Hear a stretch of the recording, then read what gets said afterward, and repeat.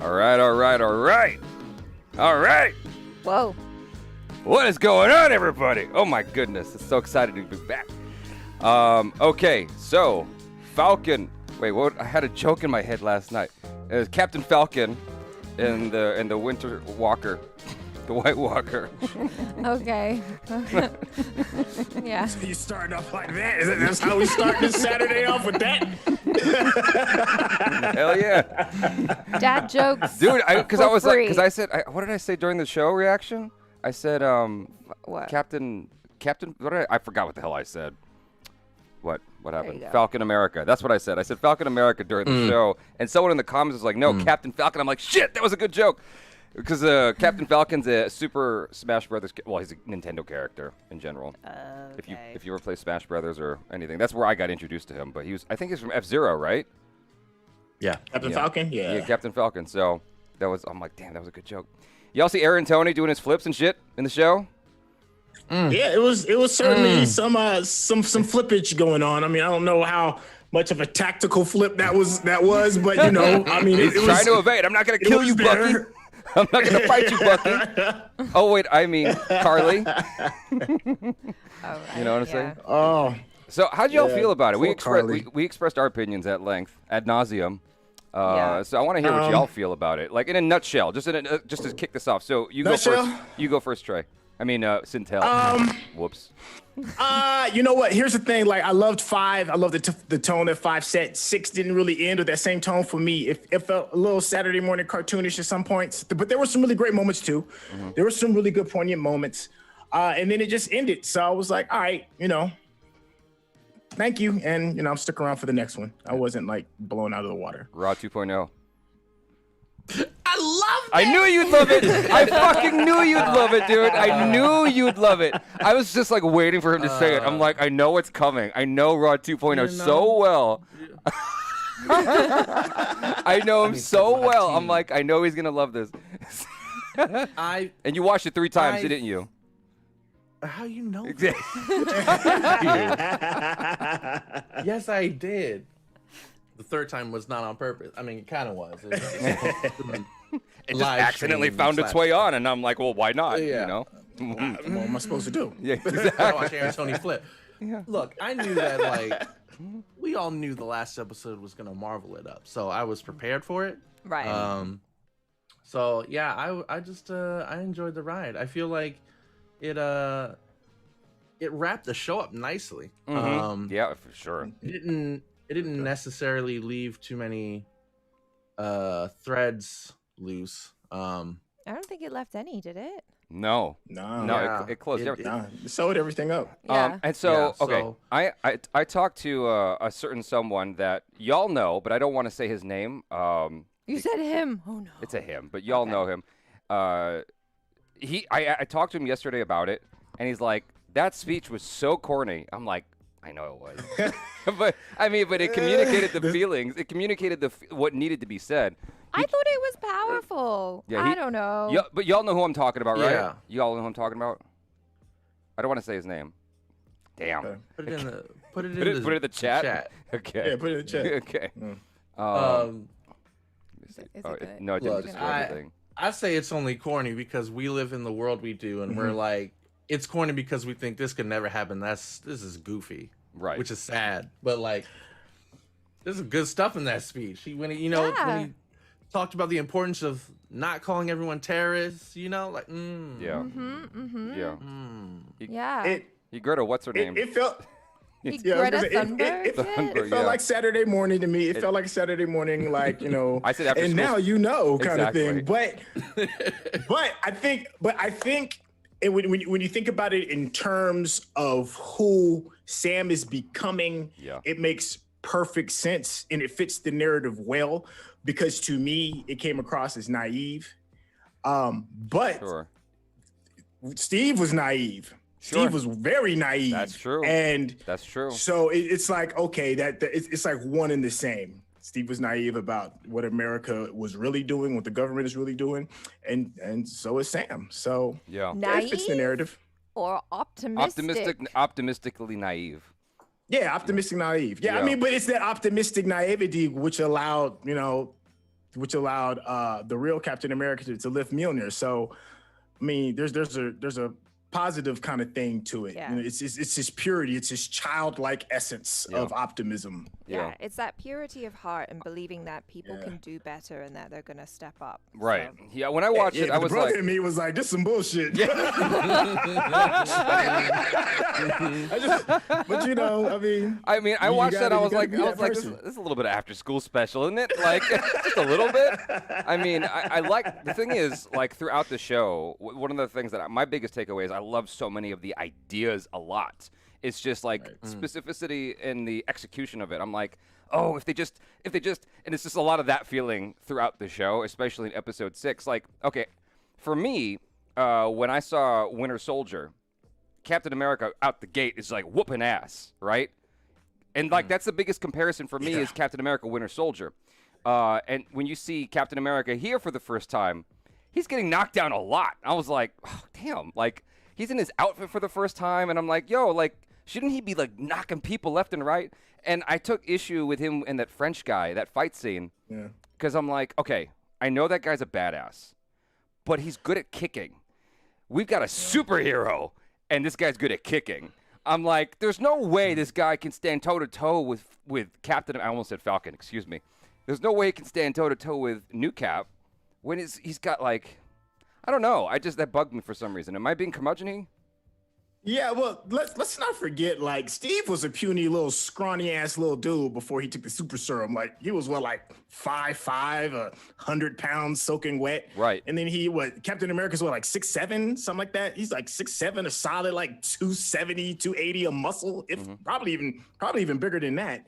So then you come back to Sam. Sam's a regular dude, man. Like, he can only fight regular dudes. So him getting his ass handed to him and struggling with people that are, superpower.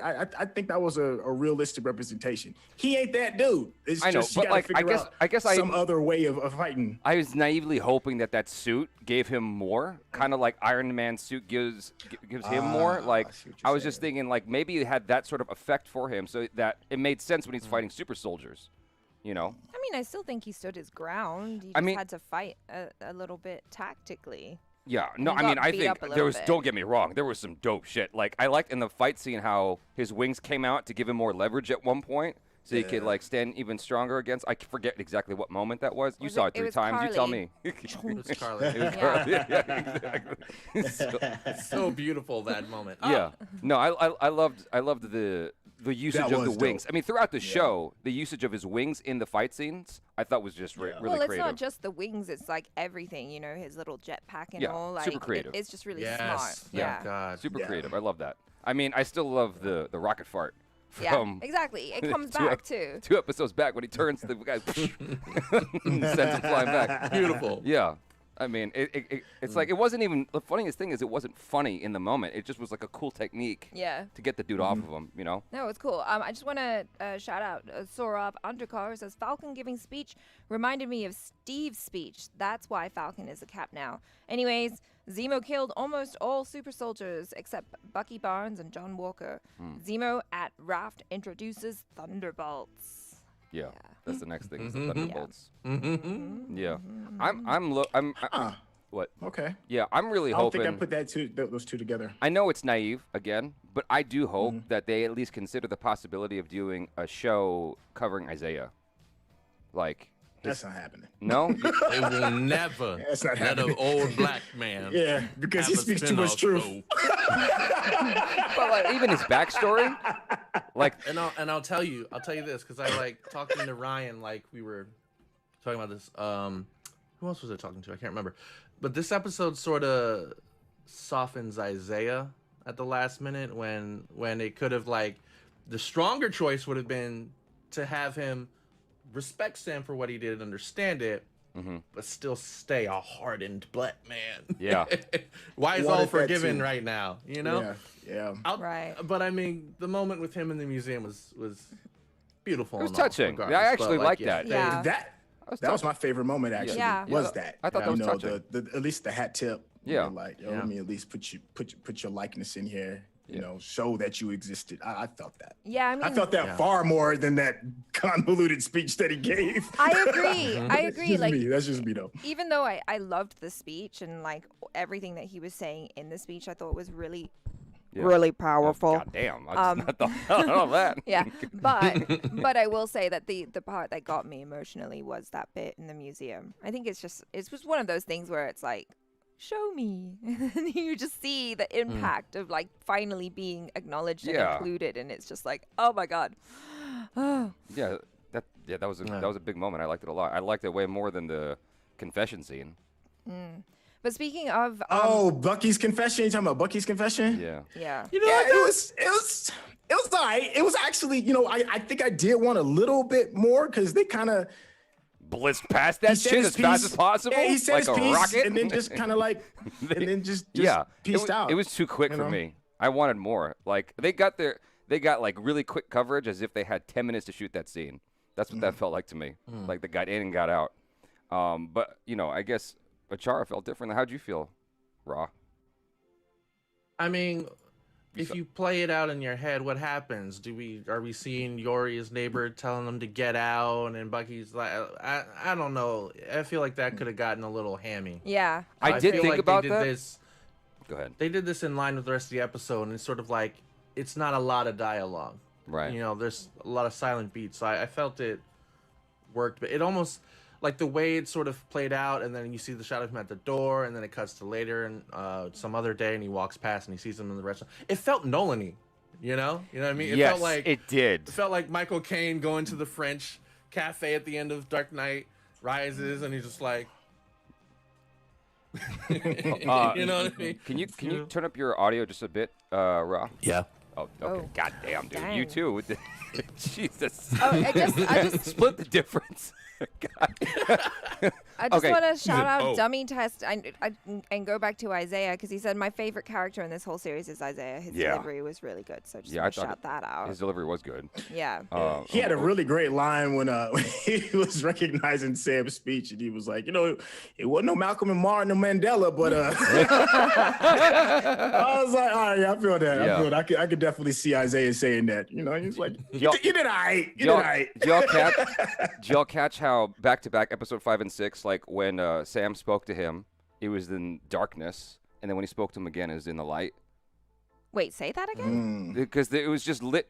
He spoke to him at nighttime in one scene, and then in the daytime in the Who next did scene. he speak to? Isaiah. Oh, okay. Yeah. Oh, yeah. So You're it's right. a little bit of symbolism, like Oh, yeah, totally. now there's light in this world. Yeah. Beautiful.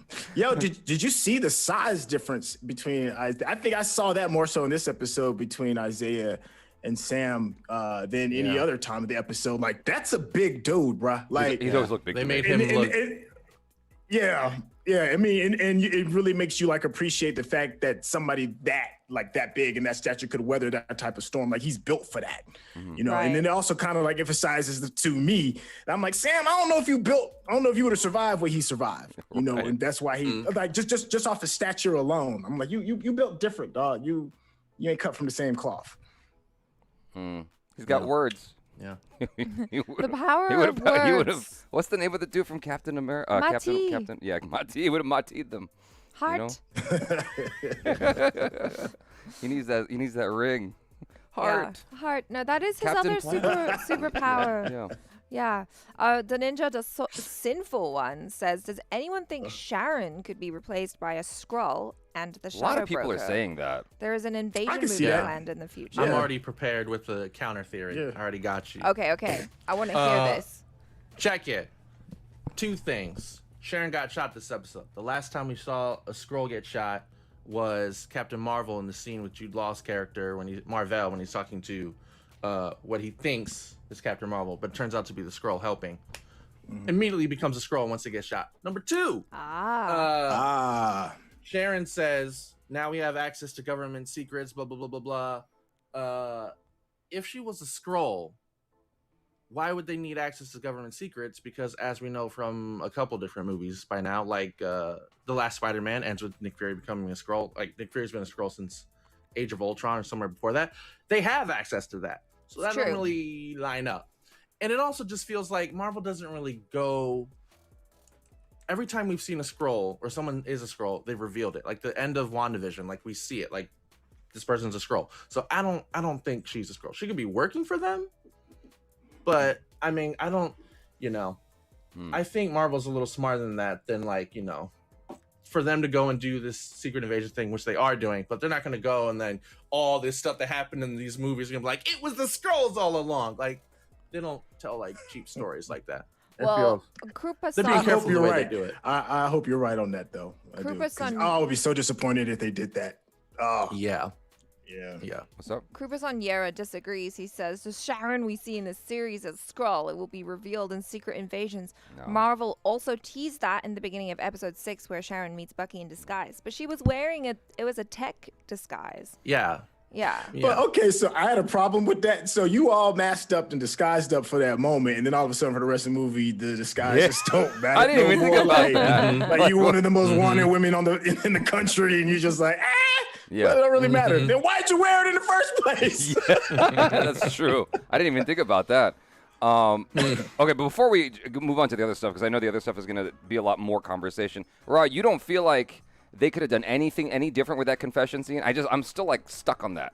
Like, you feel like they did that to the best that they could.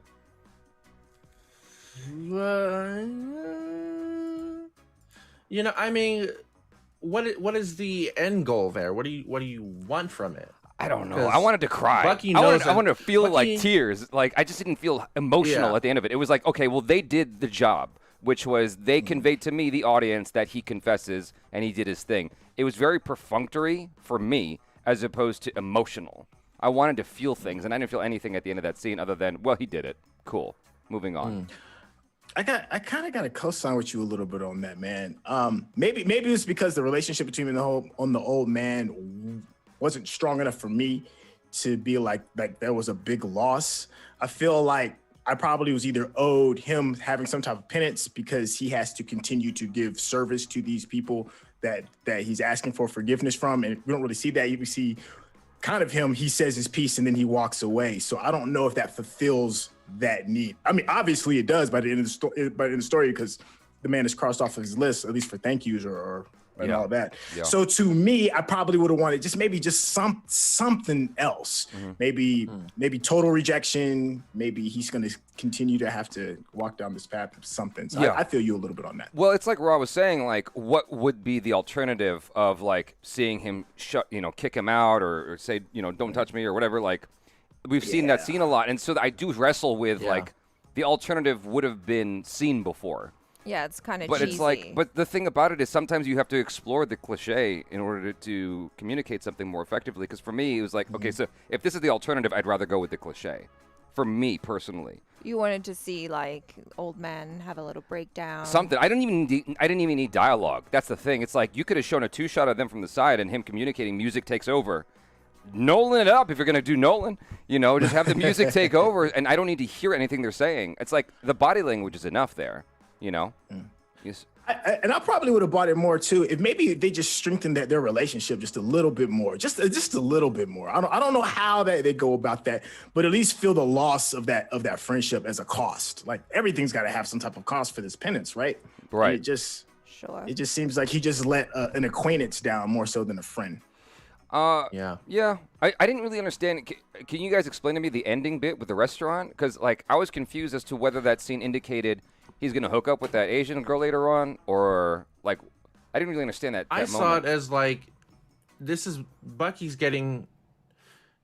knew, this is why I'm sort of like fine with it, because Bucky is set up by Sam, like, you do the work not so you feel good, but so that there's closure, so there's truth, like it's for him. Yeah. And so coming back to that, when he goes back to that scene, that's him seeing the evolution of that like, you would expect maybe that Yori would still be at home or he'd still be wallowing or something, but he's out with his daughter, like he's doing okay. And so that was sort of the thing there, that Bucky is seeing that he's okay. Right. Yeah. That's what I took it as. It was justified. The pain was justified. That's why I said it was like the Dark Knight Rises thing, because it's Michael Caine seeing it's Alfred seeing Bruce is okay. It's like silent nod. And then I don't know when this happened. Black community talked to me, but I just feel like we've adopted Sebastian Stan. He's just one of us now. Like, yeah. He got the function at the end of this. Okay. Yeah, I mean, we saw when he's bringing the cake at the cookout. I mean, once you make it to the cookout, it's official. You part of the fam, and there's some cookout scenes. This is like the second one he's been in. So But between Louisiana and Wakanda, he's just got Oh, he got all the black homes. He's been adopted, definitely. Yeah. I didn't even think about that. That's hilarious. Took him Right? a stray white wolf. Yeah, straight. Just come on home, White Wolf. We got you. You're not welcome in your current world. It's fine.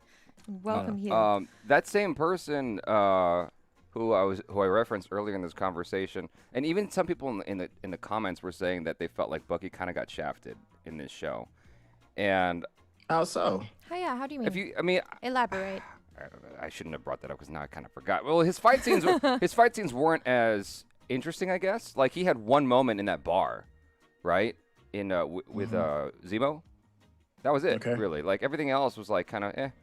Oh well, someone, where is it? I saw. I mean, I thought like all his moments were like with Walker were like bangarang. That was. Oh, that's the next big thing we got to get to in this conversation. You want to catch us up on Super Chat before we do that? Cuckoo Chiku, I have this for you.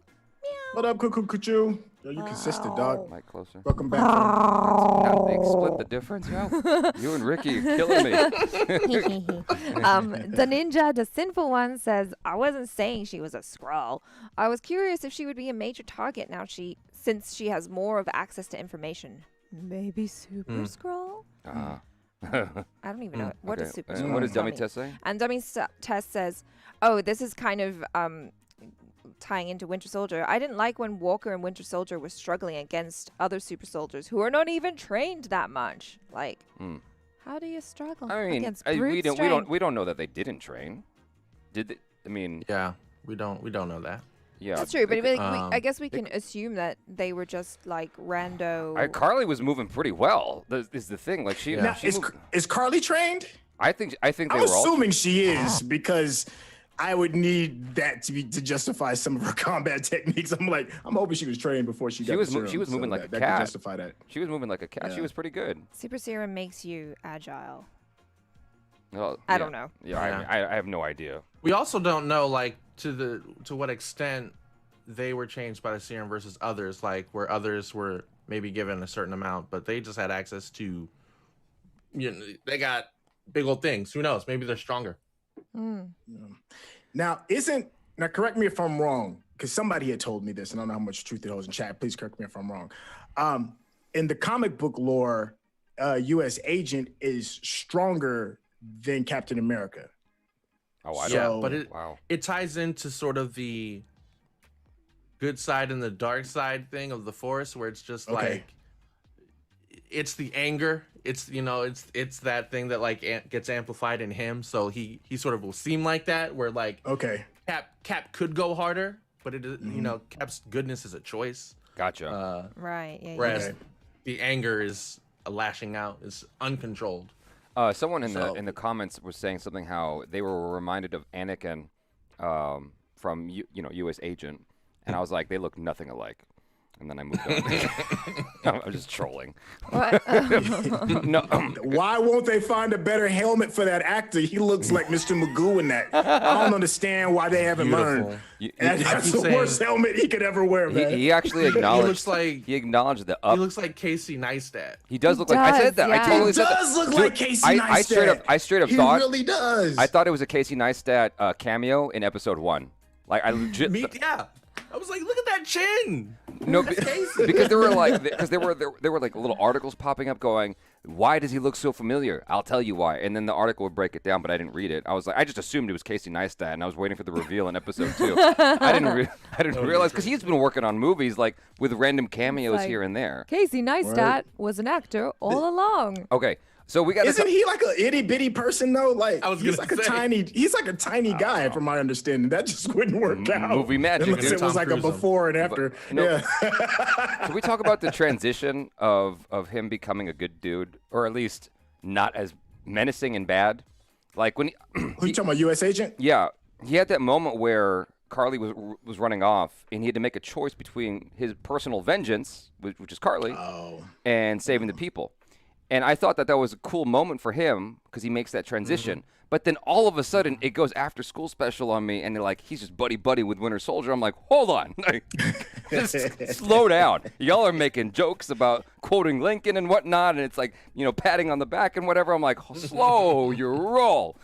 He proved himself. Like, did you just murder somebody like 3 days ago? Yeah, I was like, everything seems like all is well. So I'm like, all right, I guess. You know. If there's anyone that'll just joke with a murderer real quick, it's Bucky. I know, right? That's true. Some experience. Yeah. That is true, though. That is true. That is quite true. He's sympathetic. He sort of knows. Oh, yeah, because he murdered a bunch of people.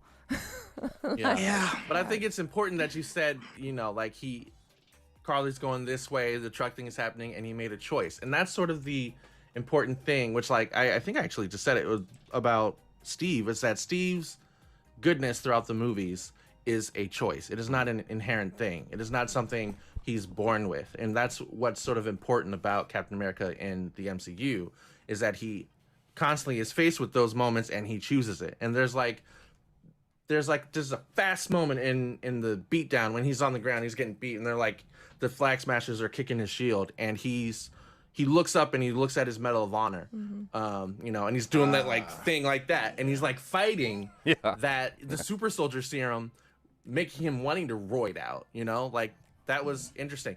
I still hate the guy. I don't feel bad for him. I'm not happy for him. He is what he is, but I'm glad that they had that moment of choice. He still had agency. Yeah. There was a comment in the reaction or whatever where someone was like, it was him kind of doing the thing that his friend said that he was really good at in the thick of war, is making the right choices, like you said, 2.0. And so it just kind of was a testament to his personality, I guess. Have you guys looked at the comments at all? Because I've been noticing that so many people are defending him. Like, I don't think he's a bad guy. I don't understand why everybody's hating on him. He's not a villain. He's just a misunderstood dude. And I'm like, okay, all right. I can see why they're saying that, but the show didn't make him likable at all. Like, until the very end, when he suddenly became super freaking happy. He's got purpose again. He just wanted a costume, okay? What's up, Syntell? You got a thought? No. I'm just thinking. I think the best thing to me that's humanized him is his wife, because she's kind of still sees him as like this regular kind of dude. That's just my husband, and it's enough to make him somewhat likable. I think if his wife wasn't there and we were just left with what he's done. If his wife wasn't there, and the opening scene when he's at his high school and then he's talking about having that conversation with his wife, if you take away those two things, he's just a full-on beast to me. But because those two things, she's like the bookends in the beginning and the end, and then the middle is just his fall. And then you have that moment of redemption in the last 30 minutes of the last show of the season. It's like you're kind of forced to have to be like, all right, I'll walk with you on this path to see if you're a redeemable human being. So without her, I thought that was just a good writing for me to add that character to make him a little bit more likable. Yeah, they could have done a little bit more there, I think. For me personally. Yeah, I agree with that. Yeah, I'm sorry. Please finish your thought. No, I was just gonna say, great value. Alexandria Oscar-Cortez had no lines. She didn't say anything. Oh my God.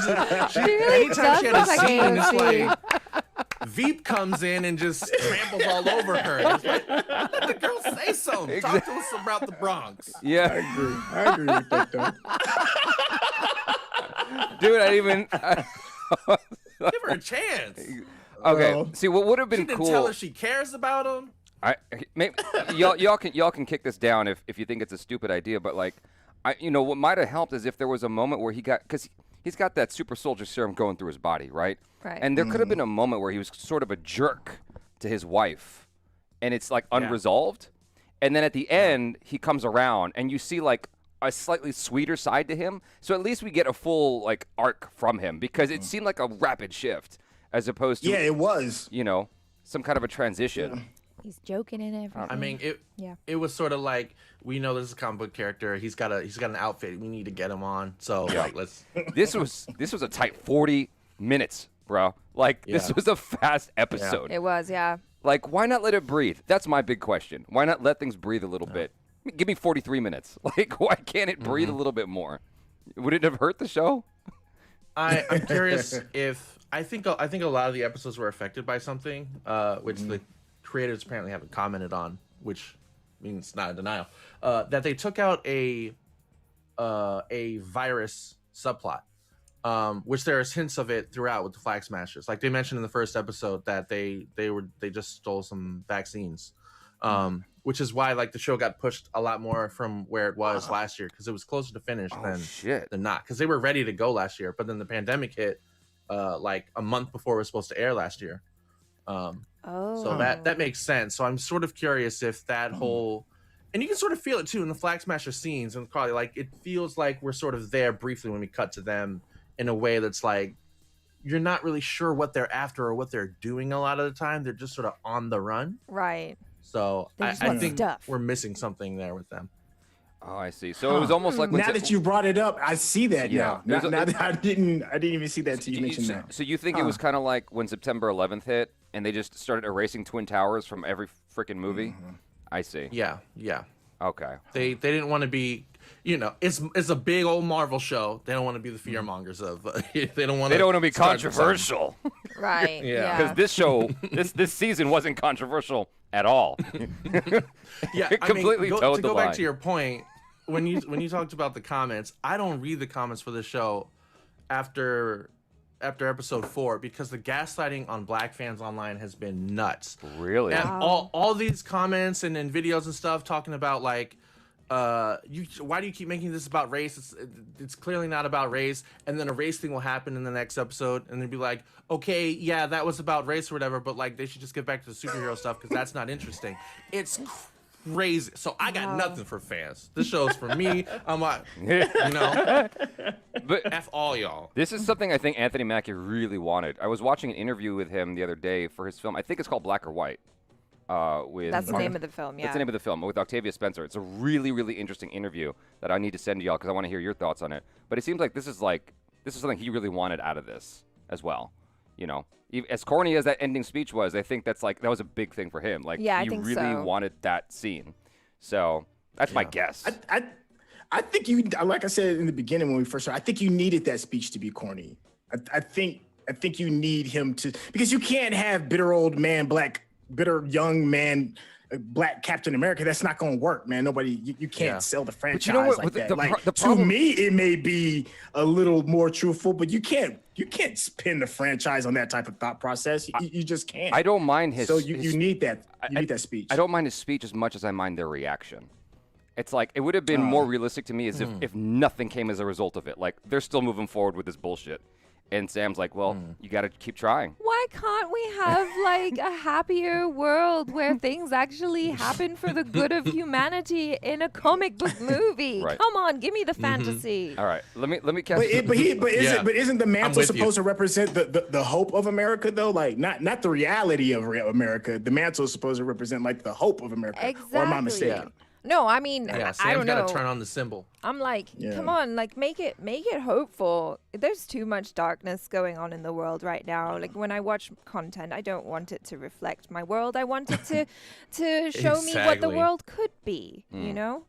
I don't know. Oh, Maybe I'm just a naive, they optimistic give Captain person. America the Nobel Peace Prize, and then he can use that money to, he can inject it into his community. I don't know, but Build like, a I don't think politicians would have done Injected shit. into his veins. I don't think politicians would have done shit. Like, that's a nice speech, but we're gonna handle this from here. You do your superhero. Yeah, I thing. mean, yeah, that's the reality. That Yeah. we're speaking of. Is that it's like, I mean, it's a politician. He's like whatever. He'll make a tweet an hour after that speech that'll nullify all that. And Yeah. they'll keep it moving. Let me catch us up on super chats here. So Ariane Rana says Zemo wins again. He's just in a prison with more powerful people to manipulate. A bunch of super soldiers are dead, and the serum is gone. TK says, I think those last scenes meant that Bucky was moving on. He also left Steve's notebook behind at the therapist's. Everything crossed out. Closure. So A1 neat. A1 Gaming. Literally. Oh, I lost your audio. Ricky? Ra? You're good. I'm just kidding. You- He literally closed the book. yeah, Oh, literally yeah. closed the yeah. That he did. A1 Gaming. Yo, can I? Go ahead, man. Can I give a shout out? Can I give a shout out to Zemo's butler? Yo, my man shows up, dog. Yo, like in the White glove clutch. service. Yo, I was like, yo, this man is legendary. Go ahead, Jeffrey, or whatever his name is. My man was like, yeah. Alfred. Alfred, boy. Yeah. I don't know. I don't know if remember that's his Alfred name. blowing No, up, I don't blowing know. up trucks. I don't know his name either, but he just looks like an Alfred. Every butler for a rich guy in Aaron superhero movies. Alfredo. Is Alfred to me. A1 Gaming YouTuber says use YouTube membership instead of Patreon to help us watch your videos easily in India, or you also have choice of buy me a coffee like it's Patron. It's like Patreon. Okay, Patron. all right. I mean, I'll take Patron in my All coffee, right. thanks. So Dushyant Neo, when Bucky came clean, he said he didn't have a choice, which is what Steve told him in Civil War. Now that he finally believes it too, that made it possible for him to forgive himself. Maybe that's why the scene was short. Well done, Dushyant. Yeah, that's Okay. I like the idea there. I just still don't think it needed to be short. I think they could have let that breathe a little bit. Like they wanted to get to the credits fast, as if Disney was like limited on bandwidth. Like, what is up? Why are we trying to close this so freaking fast? In Dummy Test, also Carly looked like a child throwing a tantrum on Falcon Cap in the end, because she is. That was part of the point, right? I mean, he saw her as like a misguided child, basically. yeah. I'm not gonna fight I mean, he you. calls her a child, calls her a teenager. You know. Yeah. As he's flipping around and shit, going, "I'm not gonna hurt you," you know. Yeah. I'm not gonna Hey, hurt you. Tony! That was exactly what I shouted when I saw him doing those flips and stuff. I'm like, I know exactly who that is, you know. Julian T is back. Julian T, owner of this couch cushion here. He says Walker's arc was a complete 180. He literally pursued the Shield from episode 1, confronting anyone and anything in his way. Then suddenly he's saving people and not avenging Lamar's death. Nah, fam, that was a Scooby-Doo ending. A little bit.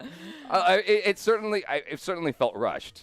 I mean, I wanted a moment where he could have had the shield, and then he tosses it back to Captain America or something like that. Someone had mentioned that in the comments, like how, I mean, it was a little bit more elaborate, but he's like, it would have been cool if like it got past to Bucky, it got past to US agent, and back to a him. little boom, boom, boom, Yeah, boom, yeah, boom like- situation. But I don't think yeah.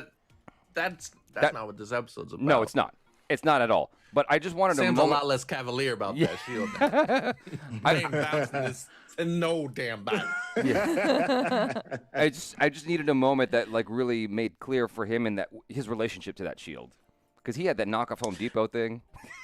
Yeah, but you know something else that I liked, I really enjoyed that they did. It was a nice touch. Was the sound that the shield, his fake knockoff shield, made when it was hit and when it was dropped. It sounded like some cheap tin. It sounded like ting clang. It was like reminded me of the first shield we saw, which was Steve with the garbage can lit in the alleyway. Oh yeah. I felt bad because he spent some time on that thing, man. and it Well, was like- trash, literally. What did he Garbage. think though? Your like dog water. he made this shield and it's gonna go up against super soldiers and it's not going to get dented. Well, the and- whole point of it was symbolism. It was supposed to be Sure. symbolic of him letting go of. That was the symbolism of him letting go of the shield. Yeah. But I wanted to Yeah. see him like symbolically let go of the actual shield. Like, right. you know what I'm saying? But like back to Julian T's comment. I mean, I do kind of agree about the 180 thing, because I think that's why I kind of felt a little bit confused about how I was supposed to feel about John Walker by the end. I'm like, well, Yeah. I guess he's kind of all right. They should but have gone like, full cornball. Like, this belongs to you, Captain America. oh my God, that's too much, Jaby. It's too They're gonna go much. and have that speech. You could give me that fucking scene. I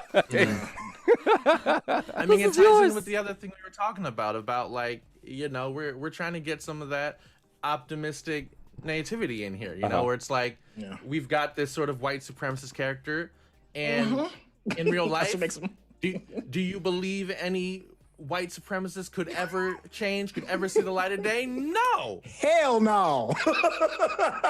So the show is trying to like show them the way. They're not watching the show. It They're has like, happened. It has happened. There was actually, I mean, this is going to derail us a little bit, but there was this interesting like TED talk or something that I saw with this dude, this black guy who made friends with a white supremacist, and He was a leader. He was like a.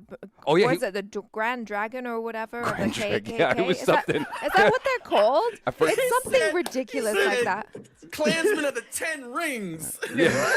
No, but it's true. It's true. no, but They- he converted him. He converted him away from white supremacy. It's like this is a true story. No, but the way That he. happens in prison. No, it's not in prison. This wasn't in prison, yo. This was like just in real life. I can't remember if he invited him. Yeah, he must have just invited that KKK guy just like over to his house for dinner, he and just- over a matter of years, he was just like, He wore him down with love.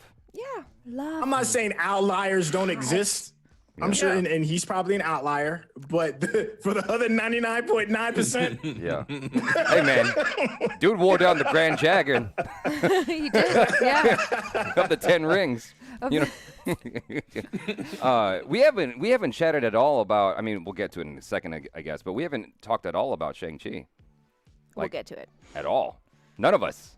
We haven't There was chatted about this. there was a comment in the chat who was like, do you guys think Jaby was a good casting for Shang-Chi? A lot of people are racist like, as oh my shit. god, it looks like That's Jaby. racist as shit. You're canceled, chat. Yeah, that's racist as shit. But he doesn't look anything like me, in my opinion. But anyway, is the third says, man, calling her great value AOC was so disrespectful. LOL. Why? It was so funny though. It was respectful to AOC though. Why is it disrespectful? You didn't call her low rent. That would have been disrespectful. Good value. Great. I love AOC. Yeah. Supriya Kelkar says, because she's a gamer, is that why? Supriya Kelkar says, hello, A and J. Again, clueless about the topic, but like to hear you guys chit chat. Syntell, you have such awesome energy. Hey, Oh, or thanks, today, Sophia. I have awesome energy today. I'll take it though. I appreciate it. you know what's hilarious? You know what's hilarious that y'all don't know about is that at the end of like every single one of these, Syntell's like, I'm so sorry, man. I didn't bring the energy. I'm like, are you fucking kidding me? If that wasn't energy, I'm afraid to see energy. So, Kartik Sharma says, at least Bucky can now eat his plums in peace. What? When was he I don't- eating When did plums? my I don't know what the hell he's talking about. What? Kartik Sharma, you got to Okay. explain that one. Vishal Agnihotri, I think overall the series threw many ideas out there, but they couldn't tie them together cohesively. The finale was a bit underwhelming for me, apart from Cap's monologue and his homage to Isaiah in the end was moving. And the last one is Dummy Test. When Falcon Cap landed the next scene cut to black people clapping, that was cringy. I thought that was cool. It was very 90s, you know, family movie kind of it's like, thing. Look, it was it's Black Falcon. Yeah. No, it's Captain America. It was very Jingle All the Way, Oh. you know. Like, what's the name of this? What's the name of the superhero in Jingle All the Way? What's his name? Turbo Man. Turbo Man. And then Man. everyone's Yup, clapping. that was it. It felt very Yup. much like that, but I loved it. I thought that was great. You know, they're all clapping Yeah. for their hero. You know, Yeah. it was great. Yeah. So It's Captain America. Yeah. I was like, all right. It was- we yeah. here. that was kind of lame. Somebody had to call him. Yeah. Somebody had to call him Captain America. So you know, Yeah. it's what it is. That's he what called it is. himself Captain America. That No, was, but it was the dialogue of the people, the randos, No, because he I- goes, "That's Black Falcon." No, that's Captain America. no, I get it. I don't know if that's necessarily the writing. I mean, that's probably some day player, and that was his first gig he ever got, and he's on a Marvel film, so he said Yeah. it in the best way he could. It came out corny. That's probably an actor's decision more so than the writing.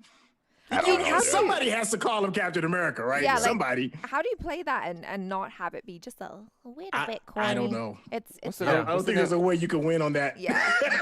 What's the name of the It's Wonder Woman Captain director? America. What's the Wonder Woman director's name? Patty Jenkins. Yeah, they Patty Jenkins this episode a lot. Like she goes all in with.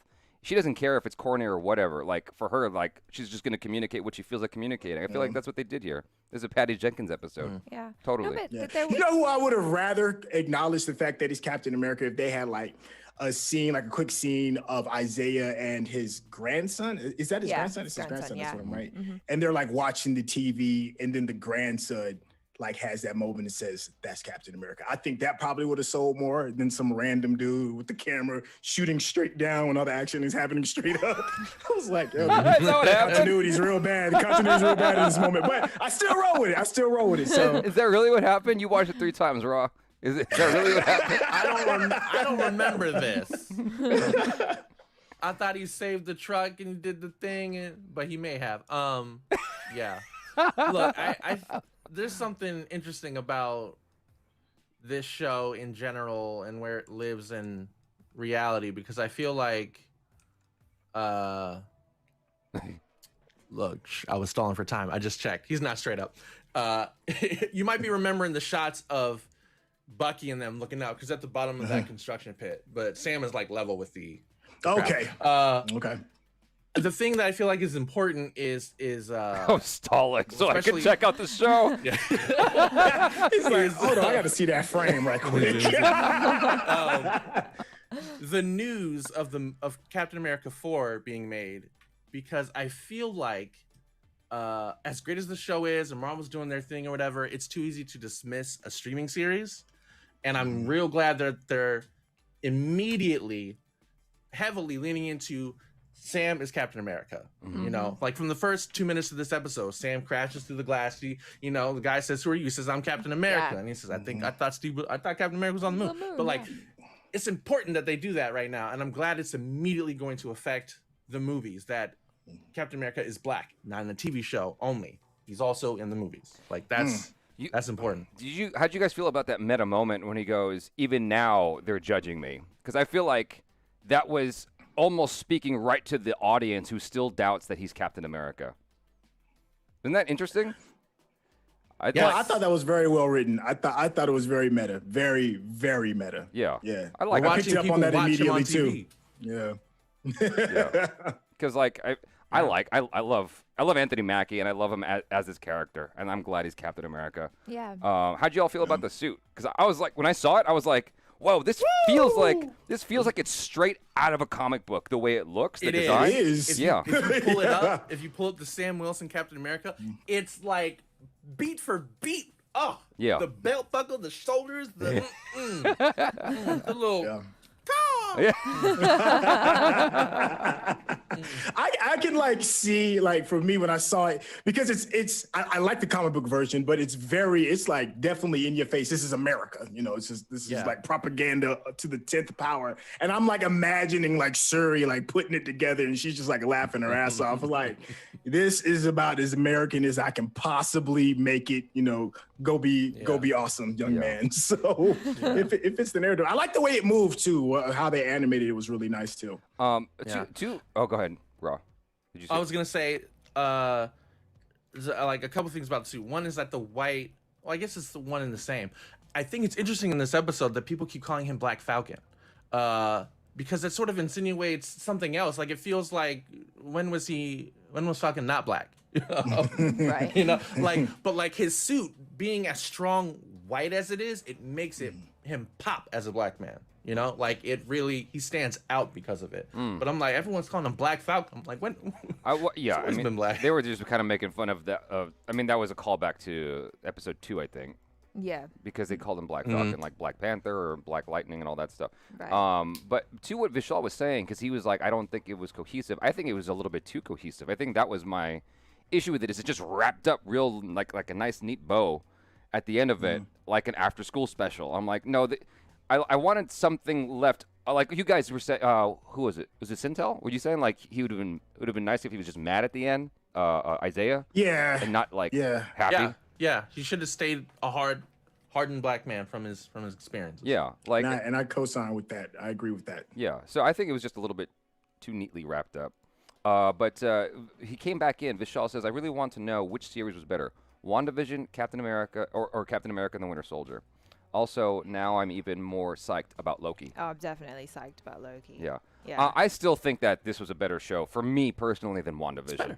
Yeah. Like, if I was to have to go back and watch something again and again and again, I would rather watch this again. Like, and I also say, I think if I see it again, if I watch Winter Soldier again, I think I'm gonna like it even more. Especially now that certain tones have been set, I can respect earlier scenes that I might not have had the necessary context to fully let it flesh out in my mind. You know what I mean? Right. And now that I can, I think I'm gonna enjoy the series a whole lot more on the second go round. Right. And I'm giving it a second go round. Yeah, me too. Yeah, definitely. Where WandaVision does not succeed there. WandaVision, like the finale falls even flatter when you go back. Really? Oh, because you watched it like 3 times already? I know, I watched it twice and that was enough. Yeah. I don't know how you watched it the second time. To good. be honest with you, dude, like watching it once that was more than enough. Yeah, the first 2.5 episodes are just like you could have lost these or tacked these on the other one. It was nothing. Say there. it louder, please. Say it louder, It was please. nothing. Yeah. Watching it once felt like watching it twice. Well, it was it was enough. Shade. In fairness to One Division, I did enjoy it.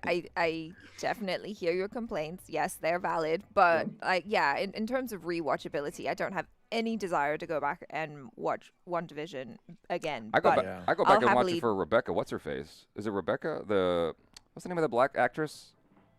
The hair. Oh, Monica Rambeau. Monica Rambeau. Monica Rambeau. Oh, Monica Rambeau. Yeah. I loved her. I just like looking at her. That's just aesthetic I thing. like looking at it too. Yeah, I just like looking at her. I want to know how she do that with her hair. Yeah.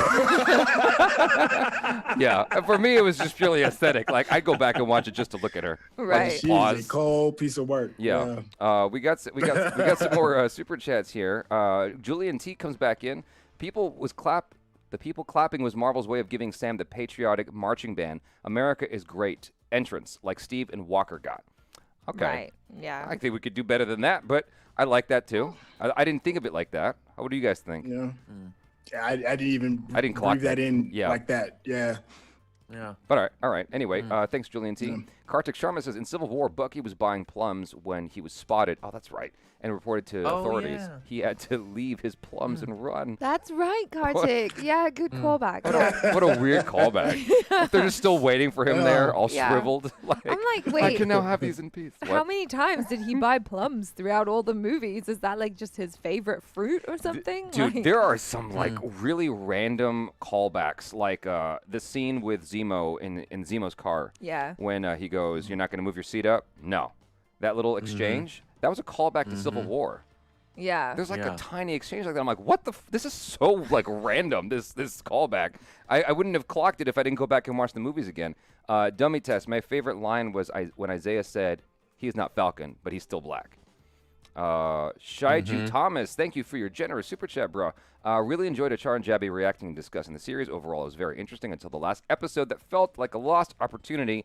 Isaiah's thread worked beautifully. It seems to be the consensus that Isaiah's storyline was handled wonderfully. Then Baya Shacker says, if WandaVision would have come out after Falcon and Winter Soldier, everyone would have hated WandaVision. I agree. That's probably why they put it first. Yeah, I think they're stacking these appropriately. Yeah, so then Loki's probably just gonna blow our minds. Yeah. You know, if that's kind of. Someone's gotta hype me up for that, cause I'm. No. Really? You don't want to see Loki? Oh, dude, I am so psyched for Loki. But Of all the characters in the MCU, he's been in so many movies. We get it. Like I would watch it because it's Marvel. Like never. Did you bet against Marvel? But like, He's been developed. Did you hear about the behind the scenes with Thor 2? Whatever.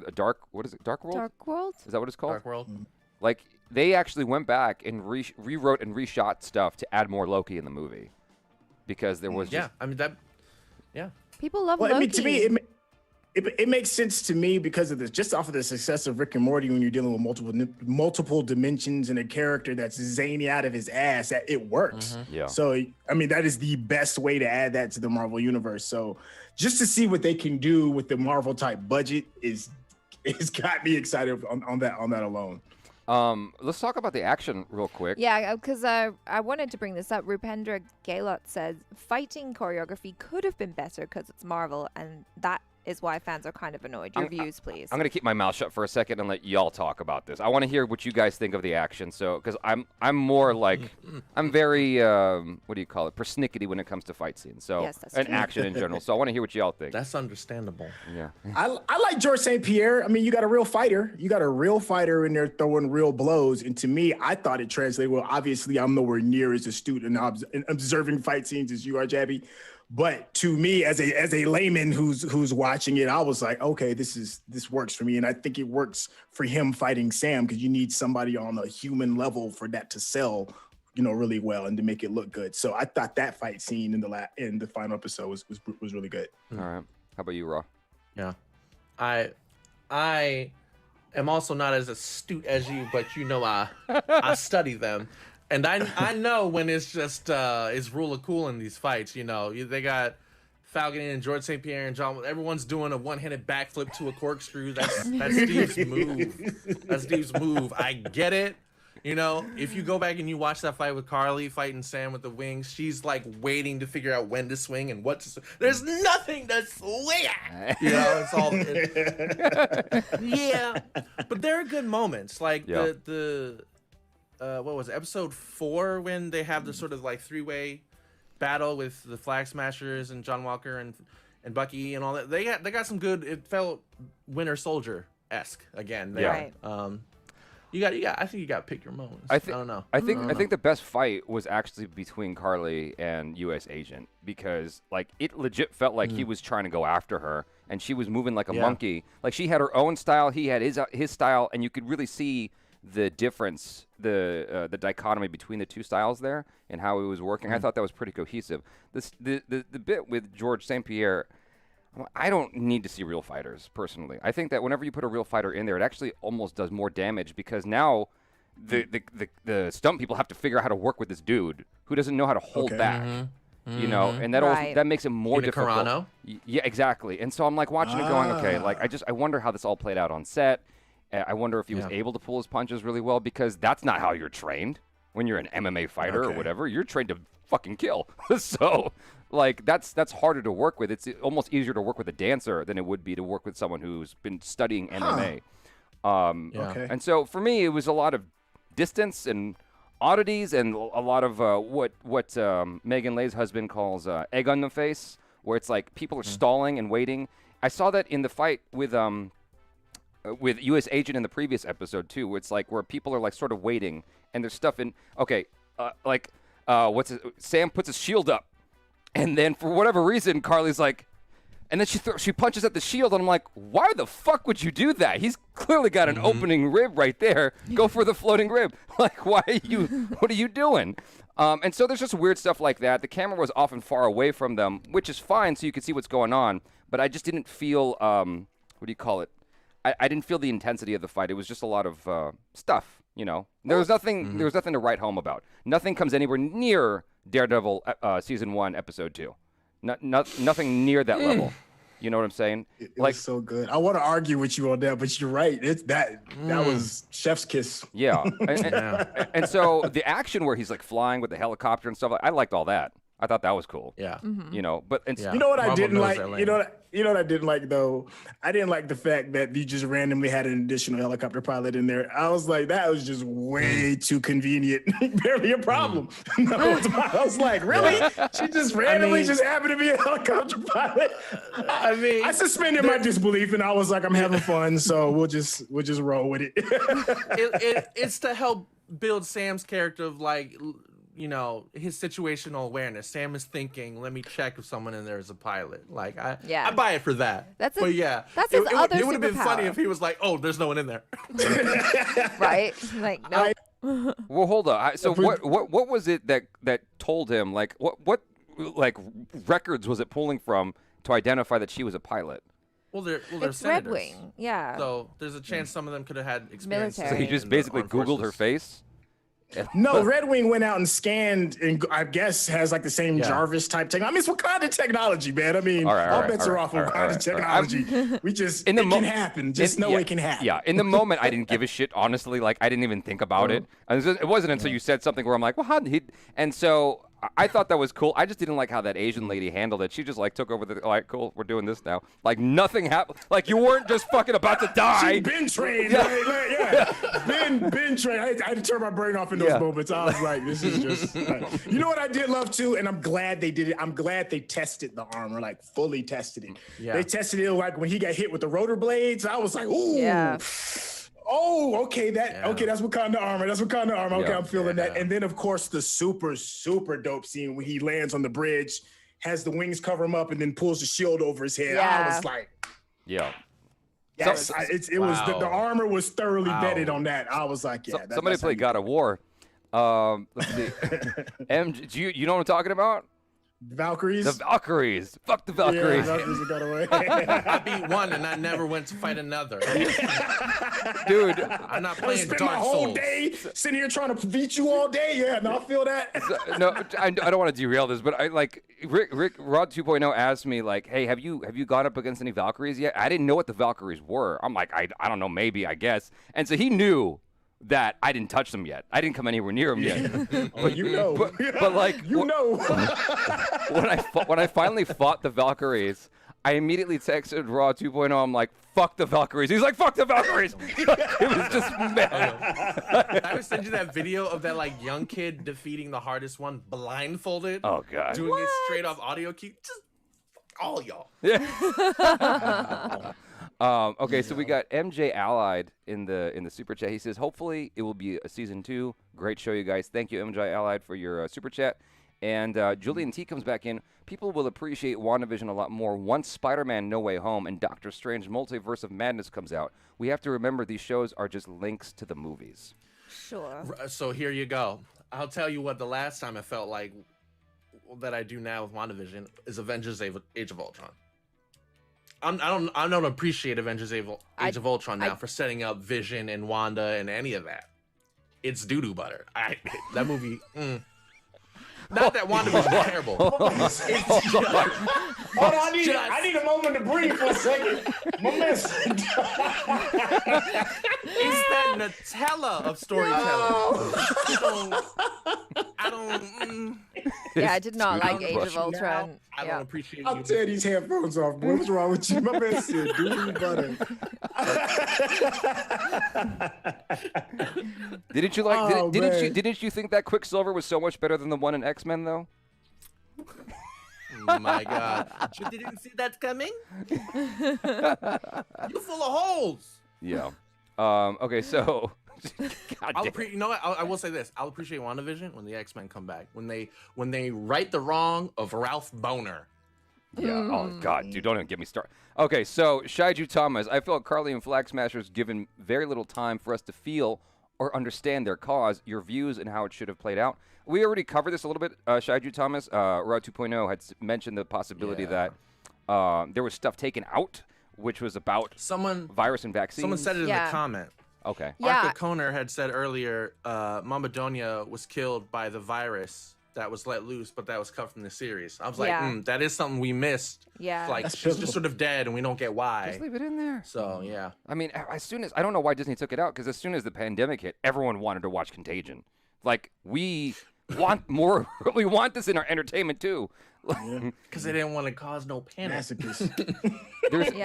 Well, also because apparently, according to that chat that you read, Raw 2.0, it was also that the idea was that the GRC or the government or whoever had actually released the virus onto the refugees to test it on them. And so I guess at a time when we're like getting vaccinated and stuff like that, maybe we don't really want that storyline out there like freaking us out. that. Oh, yeah, you you know. got to pull that. No, Really? you can't do that in the middle of a pandemic. No, sir. No. You got to pull that. You have to. Yeah. I'm not mad at that. There's actually an Indian movie. There's an Indian movie basically chronicling this idea of the vaccines come out and it turns everyone into zombies. Yeah. It's a legit zombie movie about vaccination and whatnot. Because it's like everybody's fear. Right? Yeah. Or But- getting better service from your 5G tower. That's my biggest fear from the vaccine. I'm just. Oh dear. Wait, you got to expand on that. What? What? You ever hear all the conspiracy theories about 5G towers I did hear causing about that. coronavirus? Yeah. And then, I don't know, some chip in the vaccine is supposed to eliminate the signals from the towers. It was all like some seriously hardcore aluminum hat theories going on. It's all bullshit. Obviously. Right. But flat earthing is not bullshit. So dummy test. I don't want Power Broker to come back anymore. How'd you all? We kind of talked about the Power Broker. I didn't care when it was revealed that she was the Power Broker. I didn't give two shits.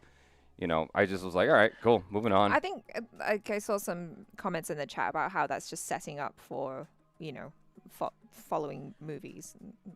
I was all on board just with the scroll until Raw blew it up. It just blew all my little feelings up. And I was like, damn. I guess that ain't it. Because that theory is doo-doo butter, man. Surya Agarwal. Surya Agarwal, dude, I gotta like put that on a T-shirt. Doo-doo butter.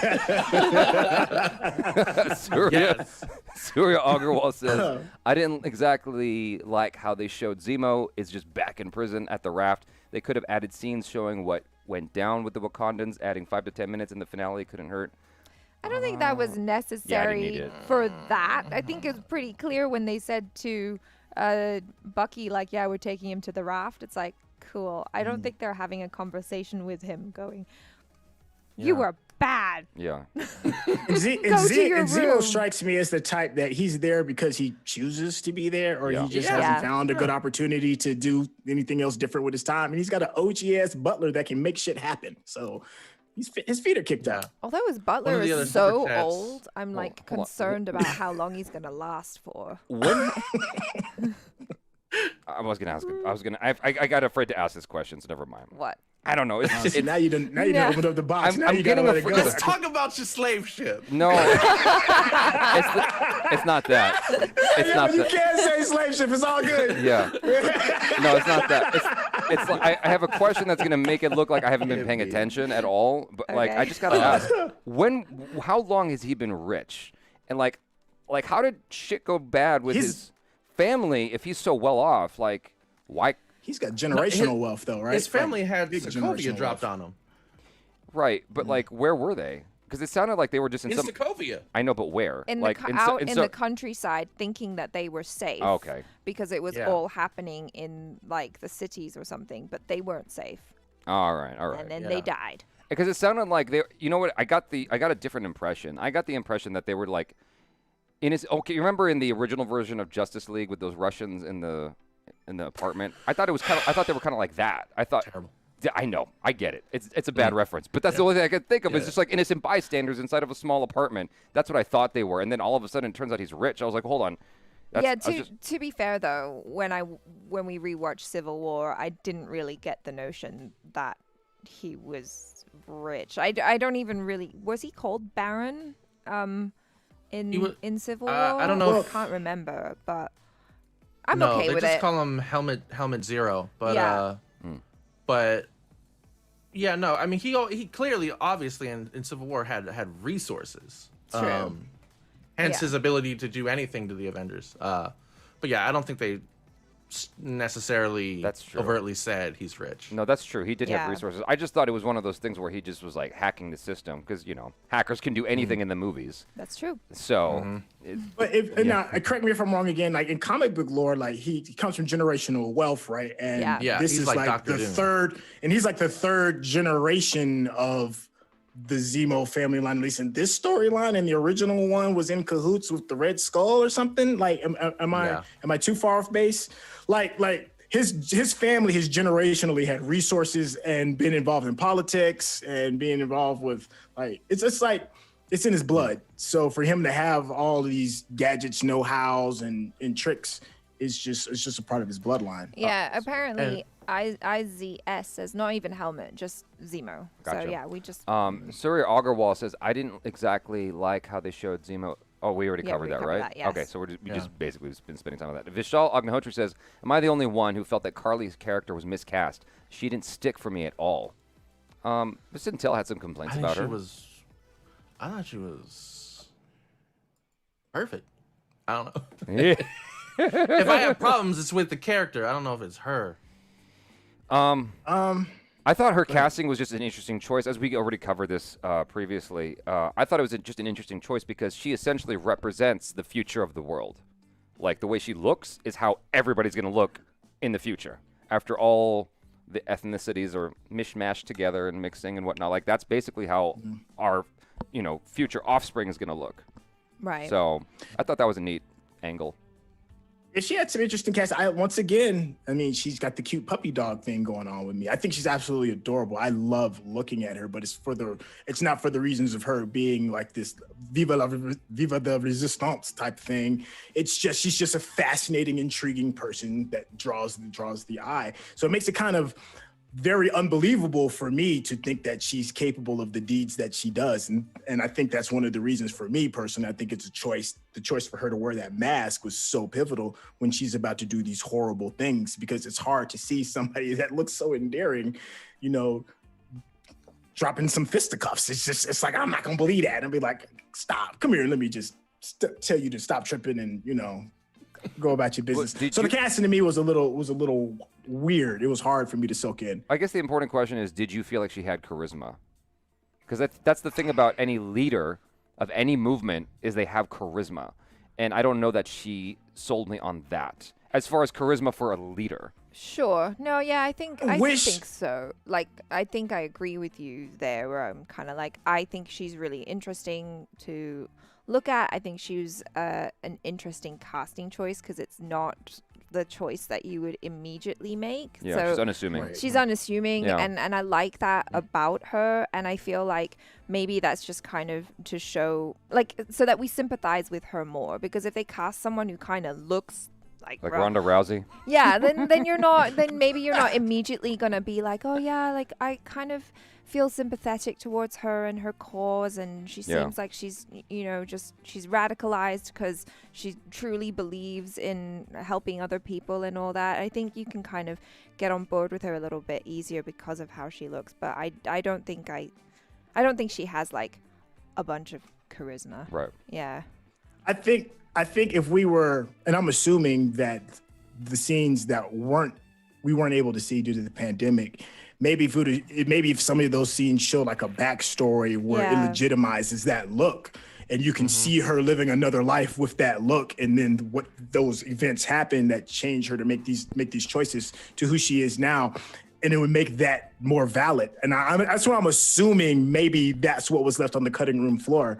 Yeah. I think the actress that plays her, I think she did a very good job. I mean, considering what she had to do for the role that she's given, I just think that we're assuming that we lost a lot of context with what could have been left on the cutting room floor. And that probably could have made her character way stronger. Yeah, more charismatic as well, TK says, agree that Carly was miscast, poorly written. John Walker's more interesting antagonist than the Flag Smashers.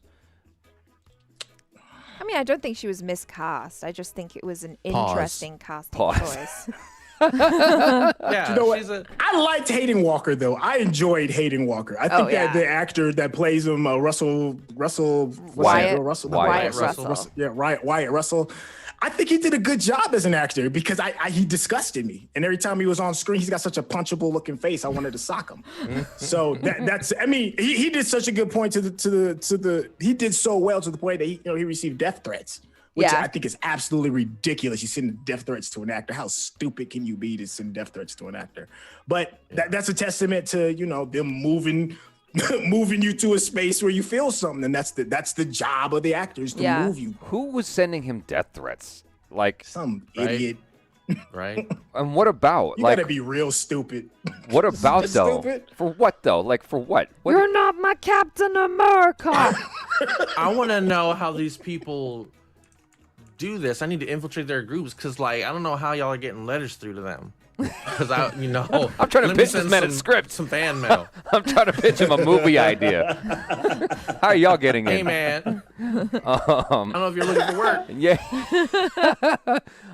Julian T says Lamau doo-doo butter. Please don't ever compare that to Nutella ever again. Don't piss off. Don't upset Julian T. I need Julian T. Kartik Sharma, Sharon Carter was bad guy. Zemo was ally in driving Avengers apart in Civil War. The twist was deleted, but would come back in Falcon and the Winter Soldier. My theory came true. That's an interesting. Wait, so do you think she was really already aligned with Zemo in Civil War? Is that what you're saying, Kartik? I don't know about that.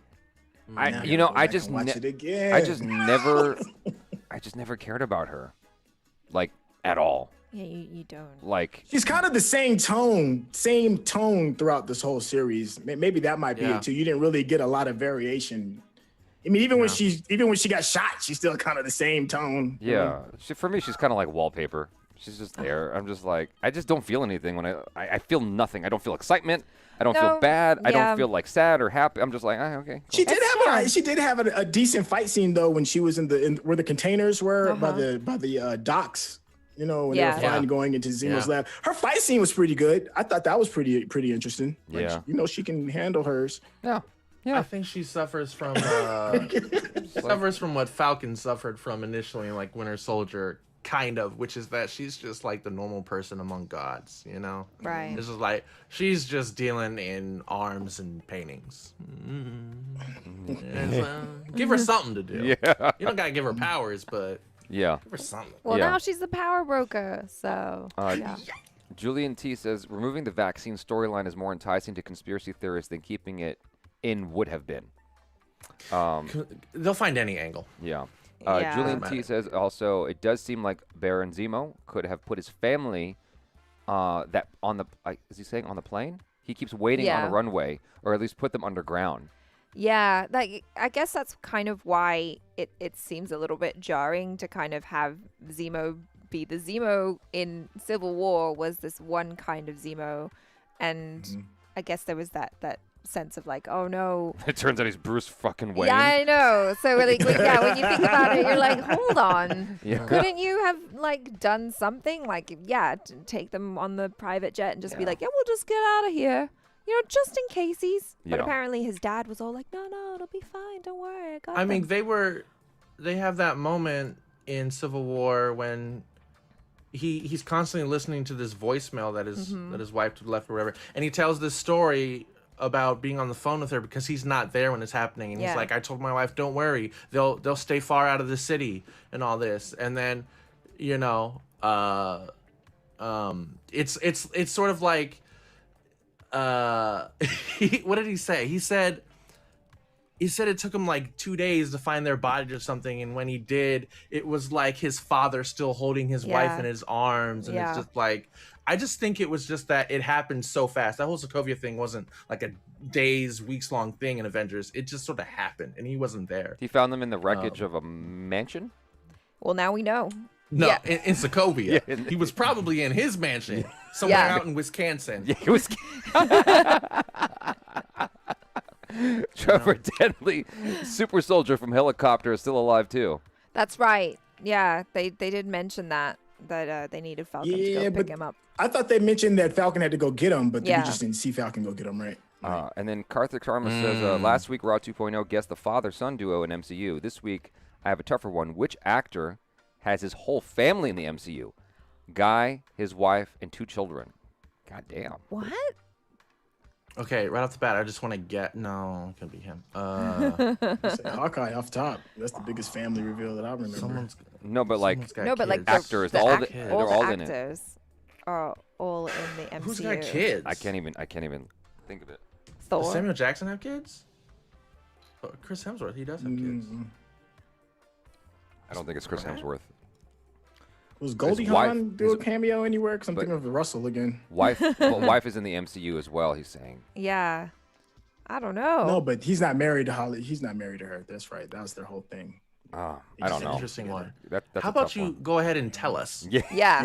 All right. Because I want to know. You got us. Can we shift gears towards Shang-Chi? Oh, you want to shift gears? Yeah. Let me go. Shang-Chi? Okay. All right, here's a question.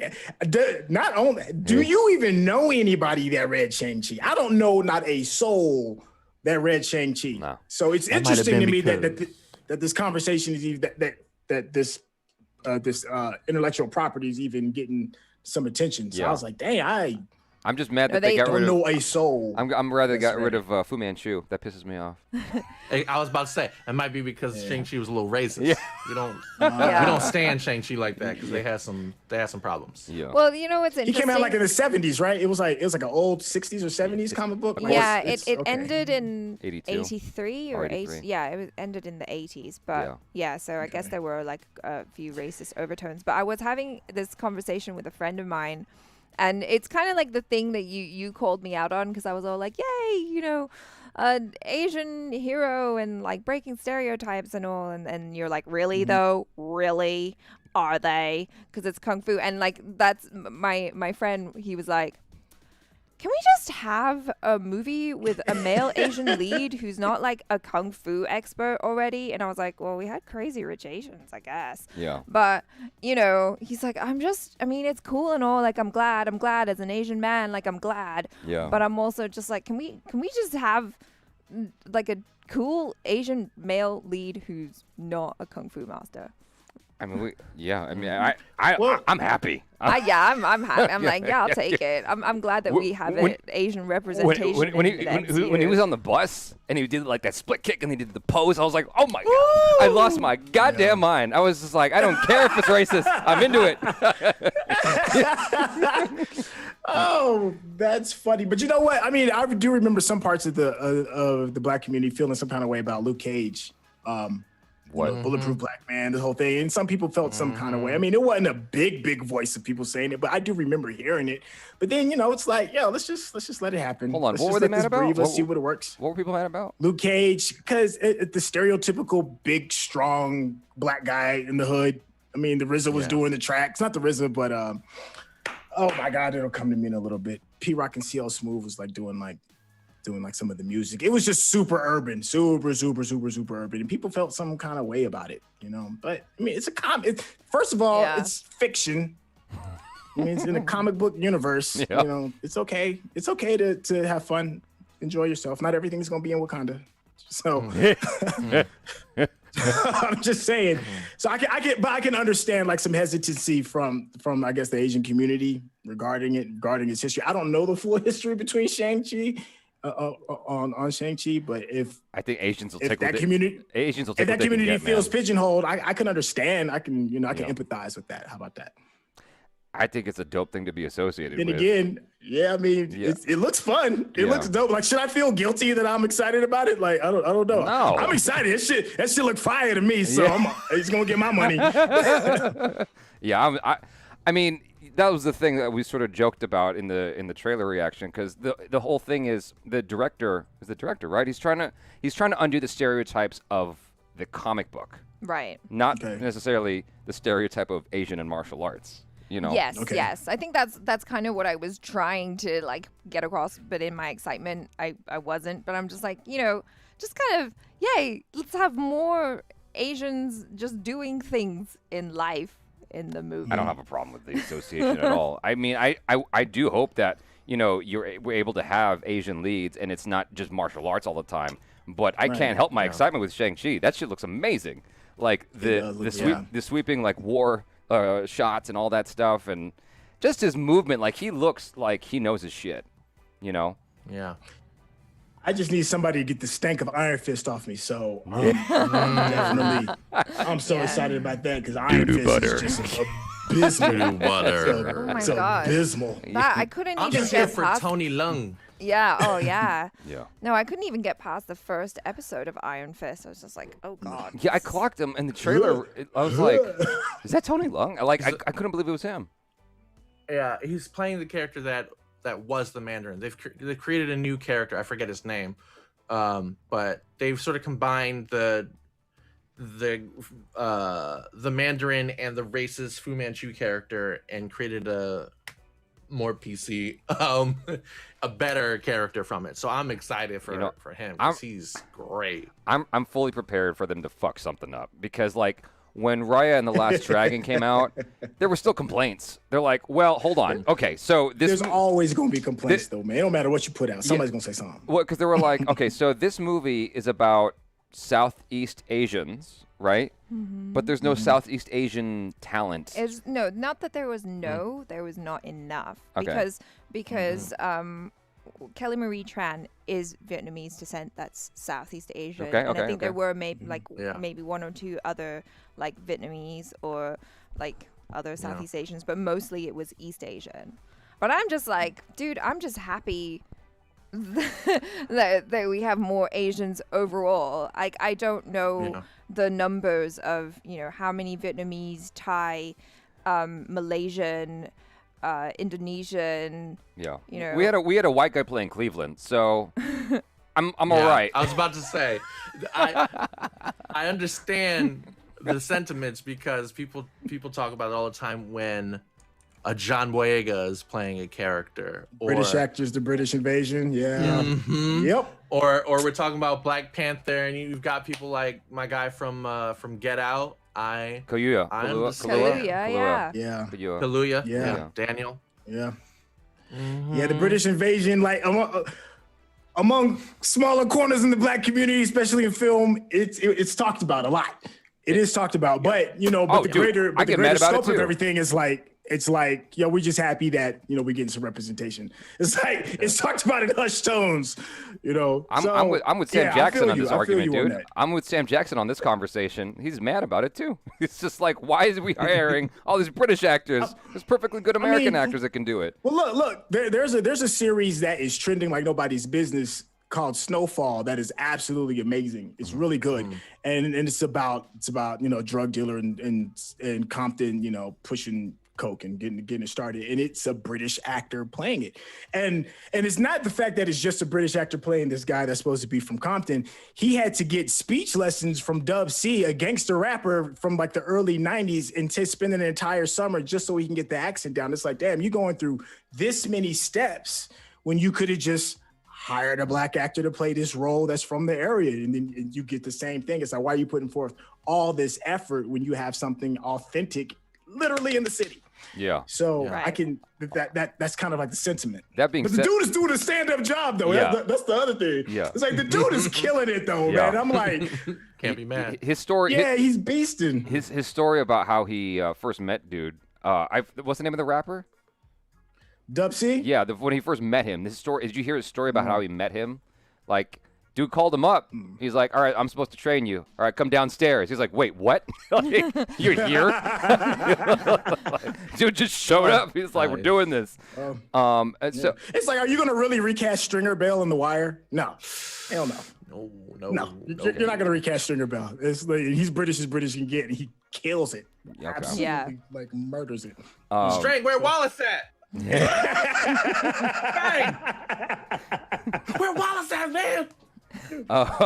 Bias Shacker says some rich people can be complacent and overconfident, i.e. Madoff, so it makes sense why Zemo would have underestimated the circumstance. Right. Yeah. I don't know. I feel like rich people are... They were wearing masks before everybody else. You know what I'm saying? They had masks for their fucking dogs. So I'm like, I don't know about that. I feel like rich people are, if anything, they're the ones with the bunkers. They're the ones prepared while everyone else is like running from the alien attack. They already got it sorted with their bunkers and whatnot and their food supply that'll last them 2 years. Right. So I don't know about that, but what do I know? Shang-Chi. Shang-Chi. All right, so give me some backstory on what I'm missing. What should I know before going in to see this? Like, give me some context. I didn't read the comics. I don't know, dude. Oh, did you read the comics, Raw? No one read the comics. I don't know anybody that's read the comics. I know that getting the Shang-Chi movie means we're gonna get a dragon in the Marvel Cinematic Universe now. You know the name of the dragon? It's like Foo Foo Fa or something like that. But what, there Something was like a that. It's dragon. like Foo Foo Froom. Fing Yeah. Fang Foom. Fing Wasn't there a Fang Foom. dragon in Iron Fist though? Like in season 2, they revealed a What? dragon. You was that went in the all the Defenders? way to season 2? I think so. I hate watched it, man. I hate watched it. I had to, like, there's a dragon. I do remember there being a dragon in Iron Fist. Obviously, I don't remember the exact scene. I didn't soak it all in. Was the name of the dragon? Was the name of the dragon? Y'all giving me these disappointing eyes, man? What do you want me to do, man? Was the name of the There was a dragon? dragon. Was the name of the dragon Lalilulelo? Like what was the name of the dragon? That Fing Fang Froom is specific Shang-Chi. Okay, gotcha. Like gotcha. the 10 rings are bracelet size because they're dragon finger size. And there's no tie to vibranium in that, right? No. It just looks like Xiao Lao was the one in Iron Fist. Kartik Sharma says Joe Russo's wife played Zemo's wife's voice. His daughter was Clint Barron's daughter. Cliff Barton's daughter. Yeah. 3 kids asking for Hulk, Selfie, and Endgame were kids of Anthony Russo, Joe Russo, their sister. Oh, wow. Oh, yeah. So he just puts, because he likes to put himself. Nepotism at its best. Why not? love it. Shit. He put himself. He put himself in. He put the himself. whole Those squad guys, on. the guys do it a lot. Joe and Anthony Russo put a lot of the community actors in there too. Yeah. You got Yvette Nicole Brown, you got Danny Pudi, you got I forget his name, the guy who plays the principal in Community. They're all in these movies. That's right. He is in that too. I do remember him. Which one of was them funny. was in Endgame during the round? What do you call it? Scene. The scene with Captain America talking to everyone. Like, It was one of them. It was Joe. It was Anthony. Yeah. I think it was Joe. I think it was Joe Russo, and he was also in Captain America, either Civil War or Winter Soldier, as like a guy who gets kidnapped. Yeah. Did you know that, Syntell? Nah, man. But if I'm putting together Endgame, you damn right I'm gonna put myself in it somewhere. Yeah. Shit, I'll be holding some coffee in the background, something. I'm gonna be in it. I'm just gonna tell you. You better leave the portal door open. Yeah.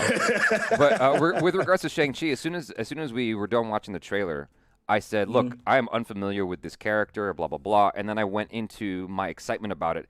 And then I cut that out of the discussion because I'm like, no one wants to hear that. I'm sure everyone coming to watch this reaction has read the comics up the wazoo and is super knowledgeable and whatnot. And then a bajillion comments were like, I have no idea who this is, but I'm excited. Yeah, that's a general consensus on my timeline, man. Nobody's read it. But Yeah. everybody's scrambling, and they're Yeah. all old. Like, you're gonna have to go to like some vintage comic stores to kind of like find some of this stuff. I think my only complaint in the trailer was, and this is totally like silly. It's just aesthetic. I just wish that his body was more sculpted during that shirtless reveal in the I thought trailer. he looks pretty good. He looked good. Don't get me really wrong. looked great. Dude's in Yeah. shape. Dude's in shape. But I wanted. Wait, I wanted Bruce Lee You shape. wanted like Ludi Lin level in Mortal Kombat. Ooh. That's what you wanted. Yo, he you was wanted, cut like, up. The little bit of nobody. Mortal Kombat I saw. Yeah. Wait, Yeah, that what dude did he was look cut like? up. Ludi Lin, who played not your favorite guy with the hat, but his brother. I forget the name now. Liu Kang. Liu Kang, no, yeah. No, Kung Lao? Is that yeah, Liu Kang. Liu Kang? Plays Liu Kang. Yeah, Kung Yeah, Lao he's is- shredded. Like, Yeah. especially like this part of his chest and up is shredded. Yeah. I was like, like, damn, no fam, body he was getting fat. it in. That's what I wanted. Yeah, that's what I wanted. I just wanted Bruce Lee, basically. He was based on Bruce Lee, loosely, Right. right? So I wanted him to look like Bruce Lee. I heard he was loosely based on Bruce Lee, Wait, listen. Okay, I buy it. inspired by it. I'm okay with his body Take your looking word like for it it. did, because like he still had like a six pack. He looked super strong. He just needed to do chest day. He forgot chest day in his exercises. That was it. No, it's okay. Yo, but you gotta keep in mind, man, Bruce Lee's an anomaly. He's a physical anomaly. Like, the things he did to make his body look the way he did. He is did just push-ups while he slept. ungodly. Okay. I mean, he was electrocuting himself while he was doing push-ups and all this other stuff. It's like, come on, fam. Like, I know you the god and all, but golly. I actually I've been wanting to buy one of those things because ever since I watched Jack and the Bruce Lee story, I'm like, I wonder how does that really work? The electrocuting of your chest. Don't do that. No, that stuff will give you heart palpitations. Don't do that shit. Do dog. that. I got that anyway. I want my testicles. Whoa. Whoa. Let's see. I want my chest to look like corn on the cob. Exactly. I want it.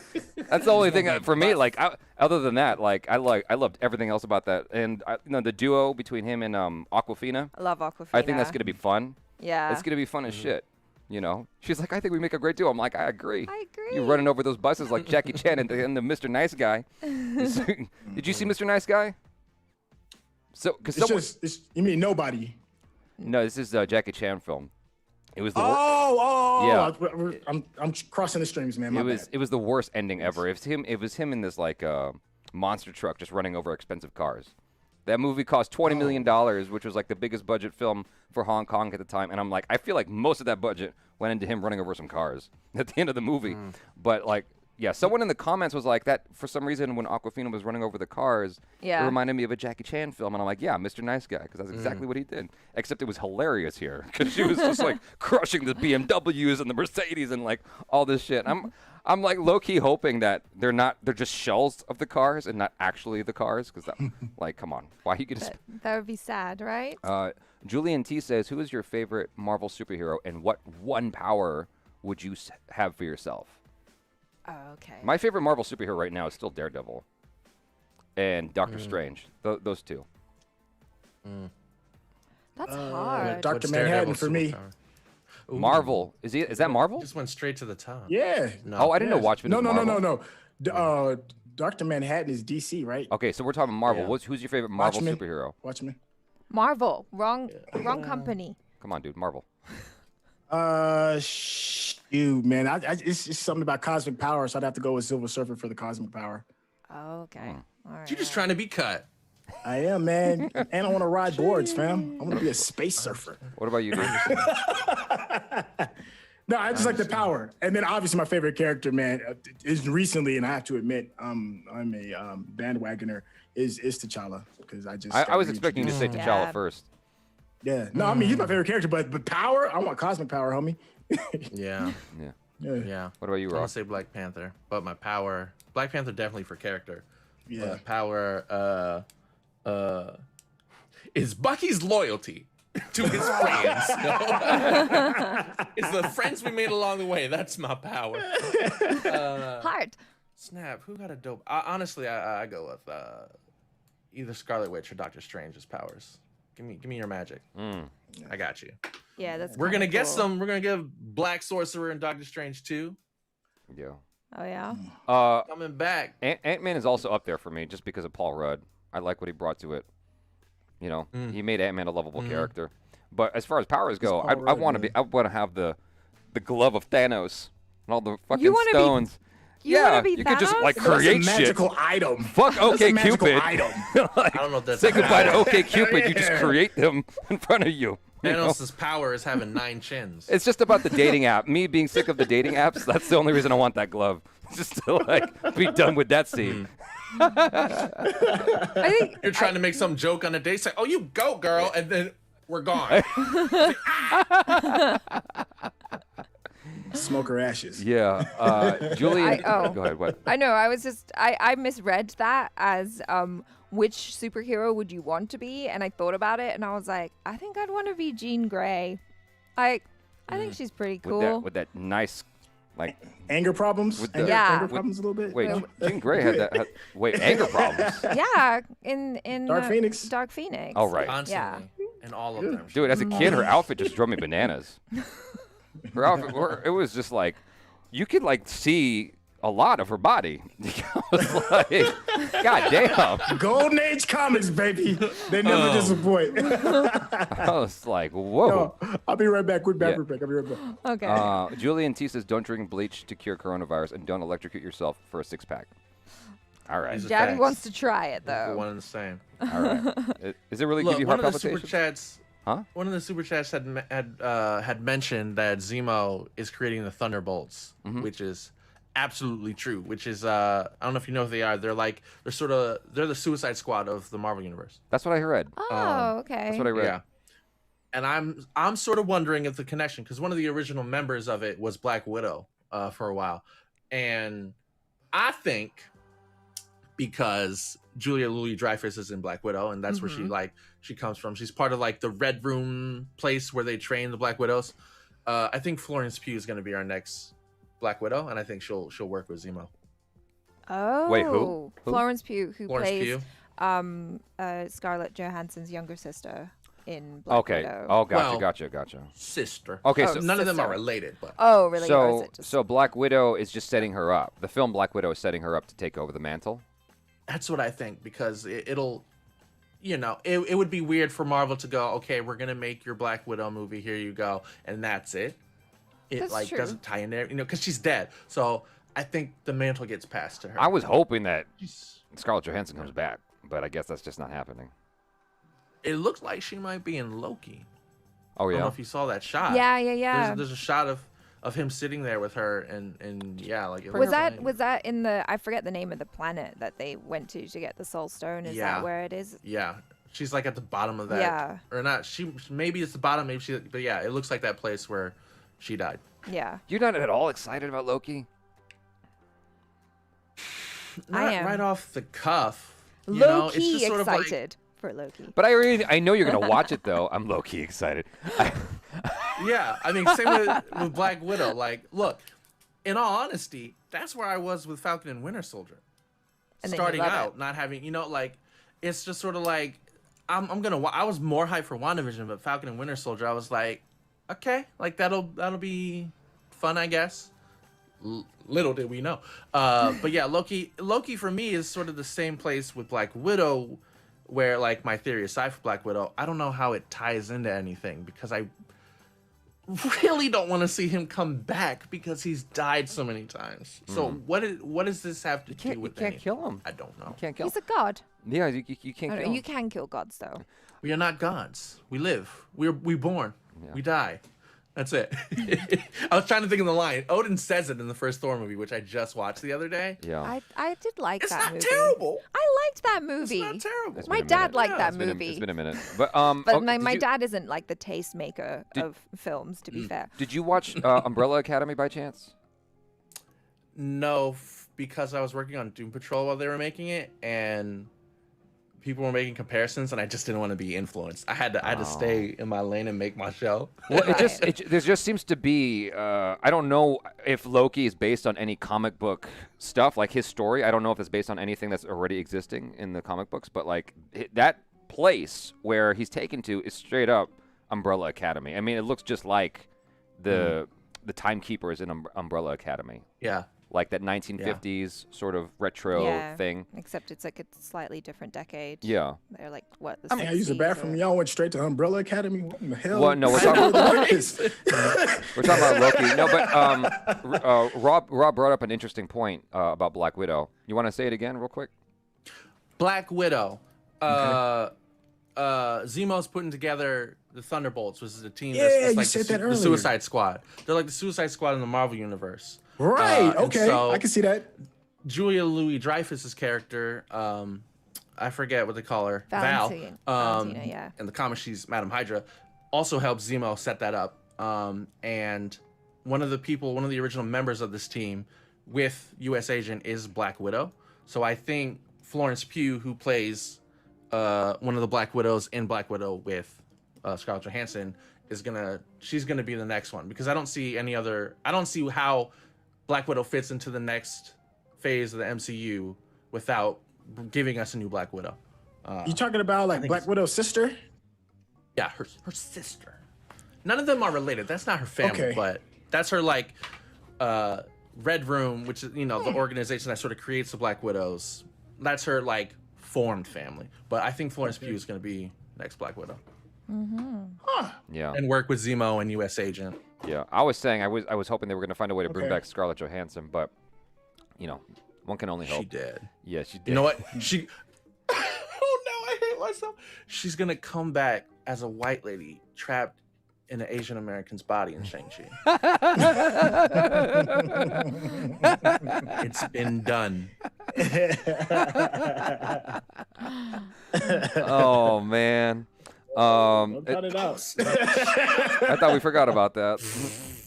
I never saw that. But we didn't. I never saw the film. Ghost in the Shell. Okay, so can I spoil it? Well, Achara hasn't seen the cartoon. Like, I bought the cartoon so she could see it. It's not a spoiler for the cartoon. Okay, it's go a ahead. spoiler for the movie. Okay, go ahead. Is she goes back to see her mother, Uh-huh. and that's sort of like the reveal of why Scarlett Johansson is Scarlett Johansson, because she is actually a Japanese girl. Her soul is a Japanese girl, but it's in this body of Scarlett Johansson. Oh, like Altered Carbon? Yeah. Scarlett Johansson's asleep. Pretty stupid. Yeah, it's pretty stupid. That's how they justify casting Scarlett Johansson. Well, that's better than She's the like having explanation. this emotional scene with this Japanese lady, and it's supposed to, Yeah, that's better than the explanation that we got for Aloha. So, you know what I'm saying? I'm 1/16 Hawaiian. Don't come at me. Aloha. It's goodbye too. I know that because 1/16 Hawaiian. Julian T says, personally, I'd be Wolverine and have Professor X's powers. Yeah, both super cool. All the kids and like all That's a the good- that's a boys on my school bus when I was a kid, all the boys wanted to be Wolverine. I don't know. 'cause it's so cool. I thought, well, in the cartoon, I loved Wolverine, but in the movies, I feel like he's just constantly shaft master. Like, he keeps getting shafted throughout the movies. Like, in Days of Future Past, they literally kick him out of the end of the film. Like, he's knocked Right, out of yeah. the third act into the water somewhere far away while the Yeah. movie does its thing. So, yeah, but I love Wolverine as a character, and I love, Anyway, Kukuchiku says, why nobody wants superpower of Scarlet Witch to manipulate and bend reality Raw to will? 2.0 Raw 2.0 did. said he wanted it. Let's say Roger said that. Yeah. Yeah. I just wouldn't do it like her. I wouldn't be doing this. I got arthritis. I don't know about all that. Okay, so I'm more down with Doctor Strange. Doctor Strange is based on finger popping and stuff. I'm trying to do Get your Naratu on. you know, Exactly. but you know, my boy Travis Wong, he came up with a lot of those moves that Doctor Strange does. Oh, you know Travis? Well, okay. Yeah, he and I go way back, dude. Like, so. I don't know. Wait, did I meet him at your? Yes, you did. We all had dinner. Sheesh. He's the one that bought dinner. I know Travis Wong. Reveal. Remember when we met? What's her face? At the beignet truck. Oh yeah, Christina Milian. Oh yeah, Christina Milian. Oh yeah. Yo, I mean, this is off topic. Right there where they usually are by bookstore. Now she got her own like brick and mortar. Yeah, I know. Big place. I ordered Very from cool. it. Yeah, I ordered. What's her name? Postmates. Christina Milian. Christina Milian. You know who that is, Syntell? Rapper, right? No, what? No, she's not a rapper. No. I'm so glad you're confused. From AM to PM? I am so glad you're confused. 1990s. I am so glad you're confused. Okay, so here's what happened. Straight up, it's my birthday, and there's this beignet truck. Saying the Kim Possible theme. Okay, so there's this beignet truck going like with beignets and whatnot across the street Love from. don't cost a thing. No, that's J Okay. Lo. Hold on, let me just tell the story right quick. So it's across the street from the counter, right? And so I'm wanting beignets because that's one of my favorite things to eat. And there's this lady, this beautiful lady who's like taking photos. She's taking photos with some rando dude, and she goes back in the truck. I'm like, oh, okay. So I talked to her. I'm like, so are you like taking photos for promotion for this beignet truck? She's like, yeah. She's like, you want to do that right now? And I'm like, sure. I'm thinking I'm helping her out. I got, 100,000 followers on Instagram. I'm going to help her out. So she comes out the truck. We take a photo. And I'm like, why don't we follow each other on Instagram? Like, I'm being totally legit, like serious. Trying to hit on her. And she's like, I'm not trying to hit on her. And she's like, oh yeah, no worries. And then I look her up on Instagram, and she's got 5 million followers. I'm like, oh, what do you do? Who are you? I'm like, what do you do? And she's like, oh, I sing a little bit, done a little acting, and she downplayed it hard. And Raw 2.0 and Achara are in the corner giggling like fucking girls. We're dying in the background. Like, We're he like, doesn't know who she is. Milian. Oh my God. But she was a sweetheart to me. Yeah, like she was sweet. She was very, very kind and forgiving of the fact that I had no idea who she was. And those beignets were delicious. So I still get them all the time. They're on Uber Eats now, so. I just Googled her, and Google said you're a dumbass, Syntell. You're an absolute dumbass, Syntell. So that's what it is. Yeah, I know. We just had a correction in the chat from Ajay Chowdhury. He says Thunderbolts are not the Suicide Squad of the Marvel. I don't know. That's what they everybody was pose saying, as though. superheroes to gain Come the at trust me. of Come people at me. and the secrets of S.H.I.E.L.D. And when the Avengers return, they are exposed. Okay. Here's what I want to ask you, Raw 2.0, because it seems like you just got nothing but love. You got nothing but love for this show. I want to know, is there anything you would do different? Anything that you... Oh, I mean, Carly and the Flag Smashers, for sure. Bucky, you could make the show longer. Yeah, I don't think you could. Sure. I don't think you could make it shorter. You can make it a lot longer. I think it should have been one episode. Just one episode, 20 minutes. It's more than adequate. Yeah, I mean, I feel like Carly and the Flag Smashers could have been explored some more. I get it for pacing. I loved the moment, and I get why they got to bust in there. But I wish that moment between Sam and Carly, when they really had that talk at Mama Donya's funeral, could have lasted longer, because that was great stuff with Sam and Carly. Watching Carly come to that reaction, like, "What? I'm not a supremacist." Yeah. That battle of the ideals was great, and I wish there was a little bit more of that. I'm real glad with what we got. We don't usually get that stuff, so I'm glad it was there. But I would do more of that. Isaiah obviously would love more with him, but again, it's sort of near the same sort of idea that I had with Yori and Bucky, his neighbor. I don't know how far you can take that before it becomes a little too much. Can he be in future stuff? Maybe is he Falcon's or is he Sam's wise old Yoda? Maybe. Can you take him back? No, I don't think we need to go and do like a first Avenger movie with Isaiah Bradley. Like, let's not exploit black. Give it to Lena Waithe. She'll do that. She's real good at explaining black film. Ooh, streets is hot, Lena. Streets is hot. All right, sorry, my bad. Go ahead. Know about you. But yeah, I think you could have spent a little more time with other people, but I don't. Again, I don't. It's too hard to balance for me to say because I just don't want to take anything away from Sam. As long as it comes back to Sam, sure. I know people are real mad that it's called Falcon and the Winter Soldier, and y'all mad Bucky's not Cap, or like it's not about Bucky, but like it's enough about Bucky. It's Bucky's story's been being told. Yeah. Like Civil War is about Bucky, Winter Soldier is about Bucky. Neither one of those movies is about Sam. Facts. Yeah, That's all it's true. truths. Yeah. Sam is an accessory to Steve throughout those movies, but he not. It's Sam's time. He's Captain America. We knew it was going here. Yeah. Yeah. Everyone's Everyone's like loving when they do stuff in the comics. I'm like, well, Sam is Captain America. Right. Yeah. Yep. I think they could have. I think they could have said. I don't know. I feel like, don't hate me, but I feel like they could have taken Sharon out. They probably could have. I wouldn't have noticed. Yeah, honestly. I wouldn't have noticed. I almost She should needed to co-sign be. that. She needed to be less, or she needed to be more. She needed to be from the first episode, not like the third, or I don't know. The payoff wasn't enough. It's just sort of like she's the power broker at the end of the show. I've been saying it, but like she doesn't do much with it. It was revealed too late. I would have loved more Wakandans. Get more of that. More Wakanda. Just, Forget Bucky and Sarah with Sam's sister. Bucky and whatever her name is. Yeah. Send him back. Send his ass to Wakanda, my God. yeah. I would have loved more of them. Only one person calls him White Wolf. We don't know why. I need a whole movie about why he's called White Wolf with her. Just him going through his AA meetings with her, basically. Yeah. Coming out She the had other one of the best lines in Civil War. She said, "Move or you will be moved." Or Yeah. you will be. Yeah.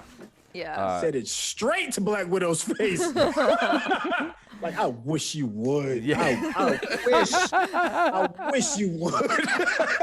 That's the superpower I want. I want that black girl energy. It's just like they were so dope. I was like, oh man, it would be great to have more of that.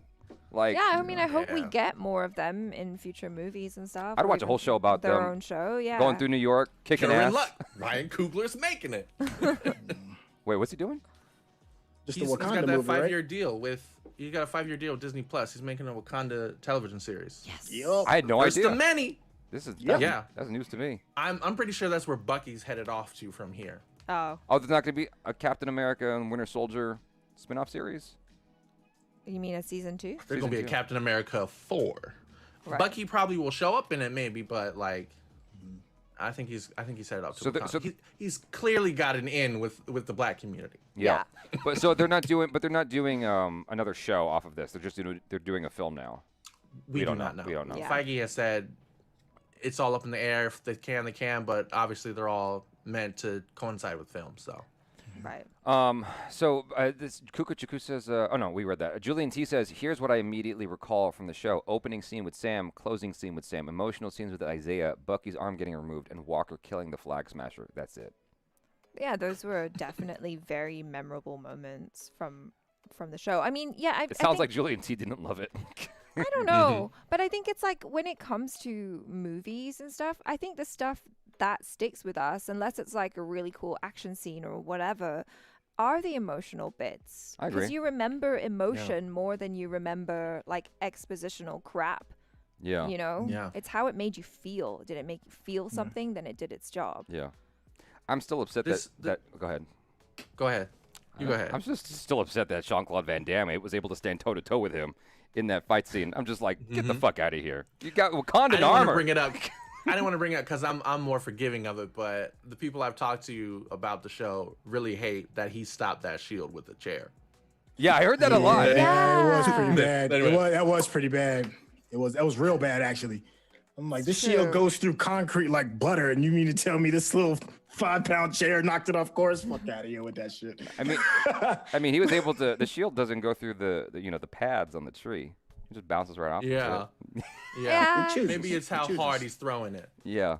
But Now, obviously, I he was doesn't go gonna through say, bodies either because he was ricocheting them off people's rib cage, and they was like, it went through one person's body, which goes back to what I was gonna say. Like what Achara said, this show, if you think about it, it gave us two of the most iconic shots in a Marvel anything, which is John Walker with that bloody shield and Falcon landing in this episode. It was like a Zack Snyder moment. If Zack Snyder had any class or knew how to earn a moment or tell a story. So basically, it's a Marvel moment. It was, you said, Oh my god. it felt like a Oh my Superman god! moment, right? I cannot believe you said that. God damn. he's carrying her, Oh. carrying strong, flies, he's from on landing high. down. Yeah, it was dope. If Zack Snyder had any class, oh my god, Oh, wow, them's fighting words. dude. My man. Give us the dude buttercut. I mean, I personally think that Zack Snyder does not understand what a human being is, but like, I to say he doesn't have class is, oh my god. I just mean visually. Yeah. That man don't know how to have no control, Yeah. no home training. But you and I But those like. two shots are iconic. But you and I They like. are, yeah. You and I like Justice League, the new one. Yeah. Yeah. Yeah. Syntell was a little bit. I mean, it seemed like you Doesn't liked it. but change you- the fact it's the 80% first slow one- mo. Yeah, it's technically 11%. I think they actually did the percentage. It's like 11% like slow mo, which is still ridiculous. That's absolutely insane. for Justice Right. League. That much. Yeah, a tenth of the movie is all in slow motion. You know what I would have liked to have seen? You had posed the question like if there's something else that you would like to see change in Winter Soldier. I would have loved to have seen him get the mantle way earlier, like episode 2, episode 3. Then have that meeting with Isaiah and Isaiah like mentor him, coach him up.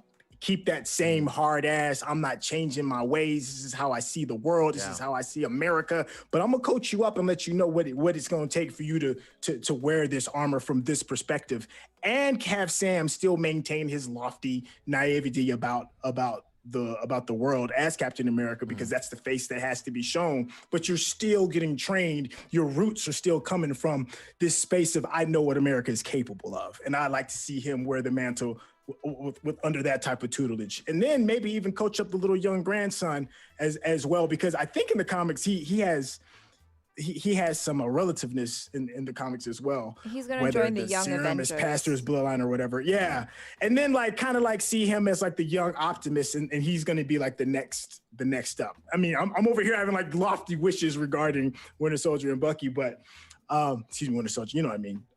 Falcon and Winter Soldier, but that would have been cool to just see him wear the mantle a lot longer than I only get a chance to see him wear it in the last 40 minutes of the last episode. So True. Yeah. That We was my should have little had. It felt like Daredevil. Yeah, it did. It did feel you like. don't see the yeah. suits at the end, yeah. Yeah. Yeah. It's funny you should say that, because I actually in Daredevil I had the opposite feeling where I actually kind of liked his ghetto outfit more than the actual outfit. Yeah, I did But- enjoy But it. he had like a sweater on his face or something. Yeah, like yeah. 90% of the Like- series. He looked like White Zorro. We should have had like a pizza moment just to call back to Soul, where they're eating. What? Syntell hates Is he Soul. Inside New York Out? Pizza embodies all of blackness and soul. Fuck out of here. Don't get me started on soul. So Raw 2.0 and I have not talked about Soul at all. I need to use the loop. Yeah, go ahead, do your thing. But yeah, so I liked Soul a lot when I first watched it, and then I got to talking. Celebrates mediocrity. And then I talked to. So, I'm sorry, I'm gonna leave it alone. And then I talked to Syntell, and I'm like, "Fuck, man, I hate that I talked to you about this movie because now I hate it." Oh no. Yeah. Did you like Soul? You got a Lena Waithe moment? I did. I watched it once, so I don't. Yeah. I honestly wouldn't know say I anybody remember So it very well. Syntell was like, "Hold up, Oh. let me get this right. So you have you're trying to do black culture, and you have them eating pizza. That's it? Pizza? Like really? No soul food? It's called Soul. Ain't no soul food in the movie." Soul, ain't no soul. Hold on. Say less. Oh my God. Yeah. No. And Don't then even get me Courtney started, dog. Wright pointed out to me how every time you got a black man in a movie, he can't inhabit his own body or something like that. Or what was the? Yeah. We're either pigeons or We out frogs there. or Yeah, no. It gets, bring it back to MCU. It comes back a lot to like in sci-fi, black people are always aliens. Yep. You know, Throw some ridges on his head. Idris Elba, literally the plot of Star Trek Beyond is when he becomes a bad guy, he becomes this alien. But he was normal. You only see it in like some security footage, but he's the alien now. Yeah. I feel that. Yeah. I feel That's a that. real issue. We should. Martian Manhunter in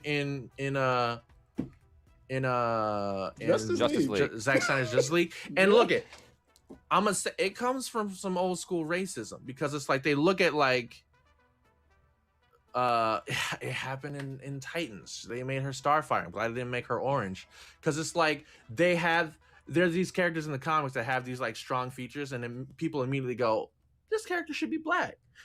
You know, like they ain't gonna say that about anyone else, but like, yeah, you know, look how strong this person. They should be black. All we have is Shang-Chi. Right. They gassed us up about Lupita before Star Wars came up. Gassed us up. Lupita. And we get there, we don't even see Lupita. Look like somebody with a dump somewhere. truck. Someone with a about Star dump truck Wars? sat on Squidward. You talking about Star Wars? Look like Squidward got sat on. Yeah, all that. Everything y'all said. Yeah. It's just Yeah. But at least Here you we guys, are. at least you guys got that. We just got Shang-Chi. That's it. Bring it right back. Oh man. Sub-Zero Visuals says, calling it now. Sharon is some sort of scroll. And so you're just joining late. But thank you for your super chat, Sub-Zero Visuals. Calling it now. Sharon is some sort of scroll, and the real Sharon is locked away somewhere in Mandarin prison. The 10 rings leak into the government. That's all. That's deep. Yeah. 10 Rings was like there was a shot I thought I saw on my Twitter on the original Iron Man when he's held captive, held ransom, and they had the 10 rings in the background. So that ties into that world, I guess. Because I'm assuming the 10 Rings is a terrorist organization, is what I'm assuming. Yeah.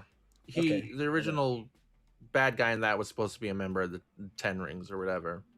Yeah. I'm glad that they've course corrected from that in Iron Man 3. Yeah. I know people hated that twist.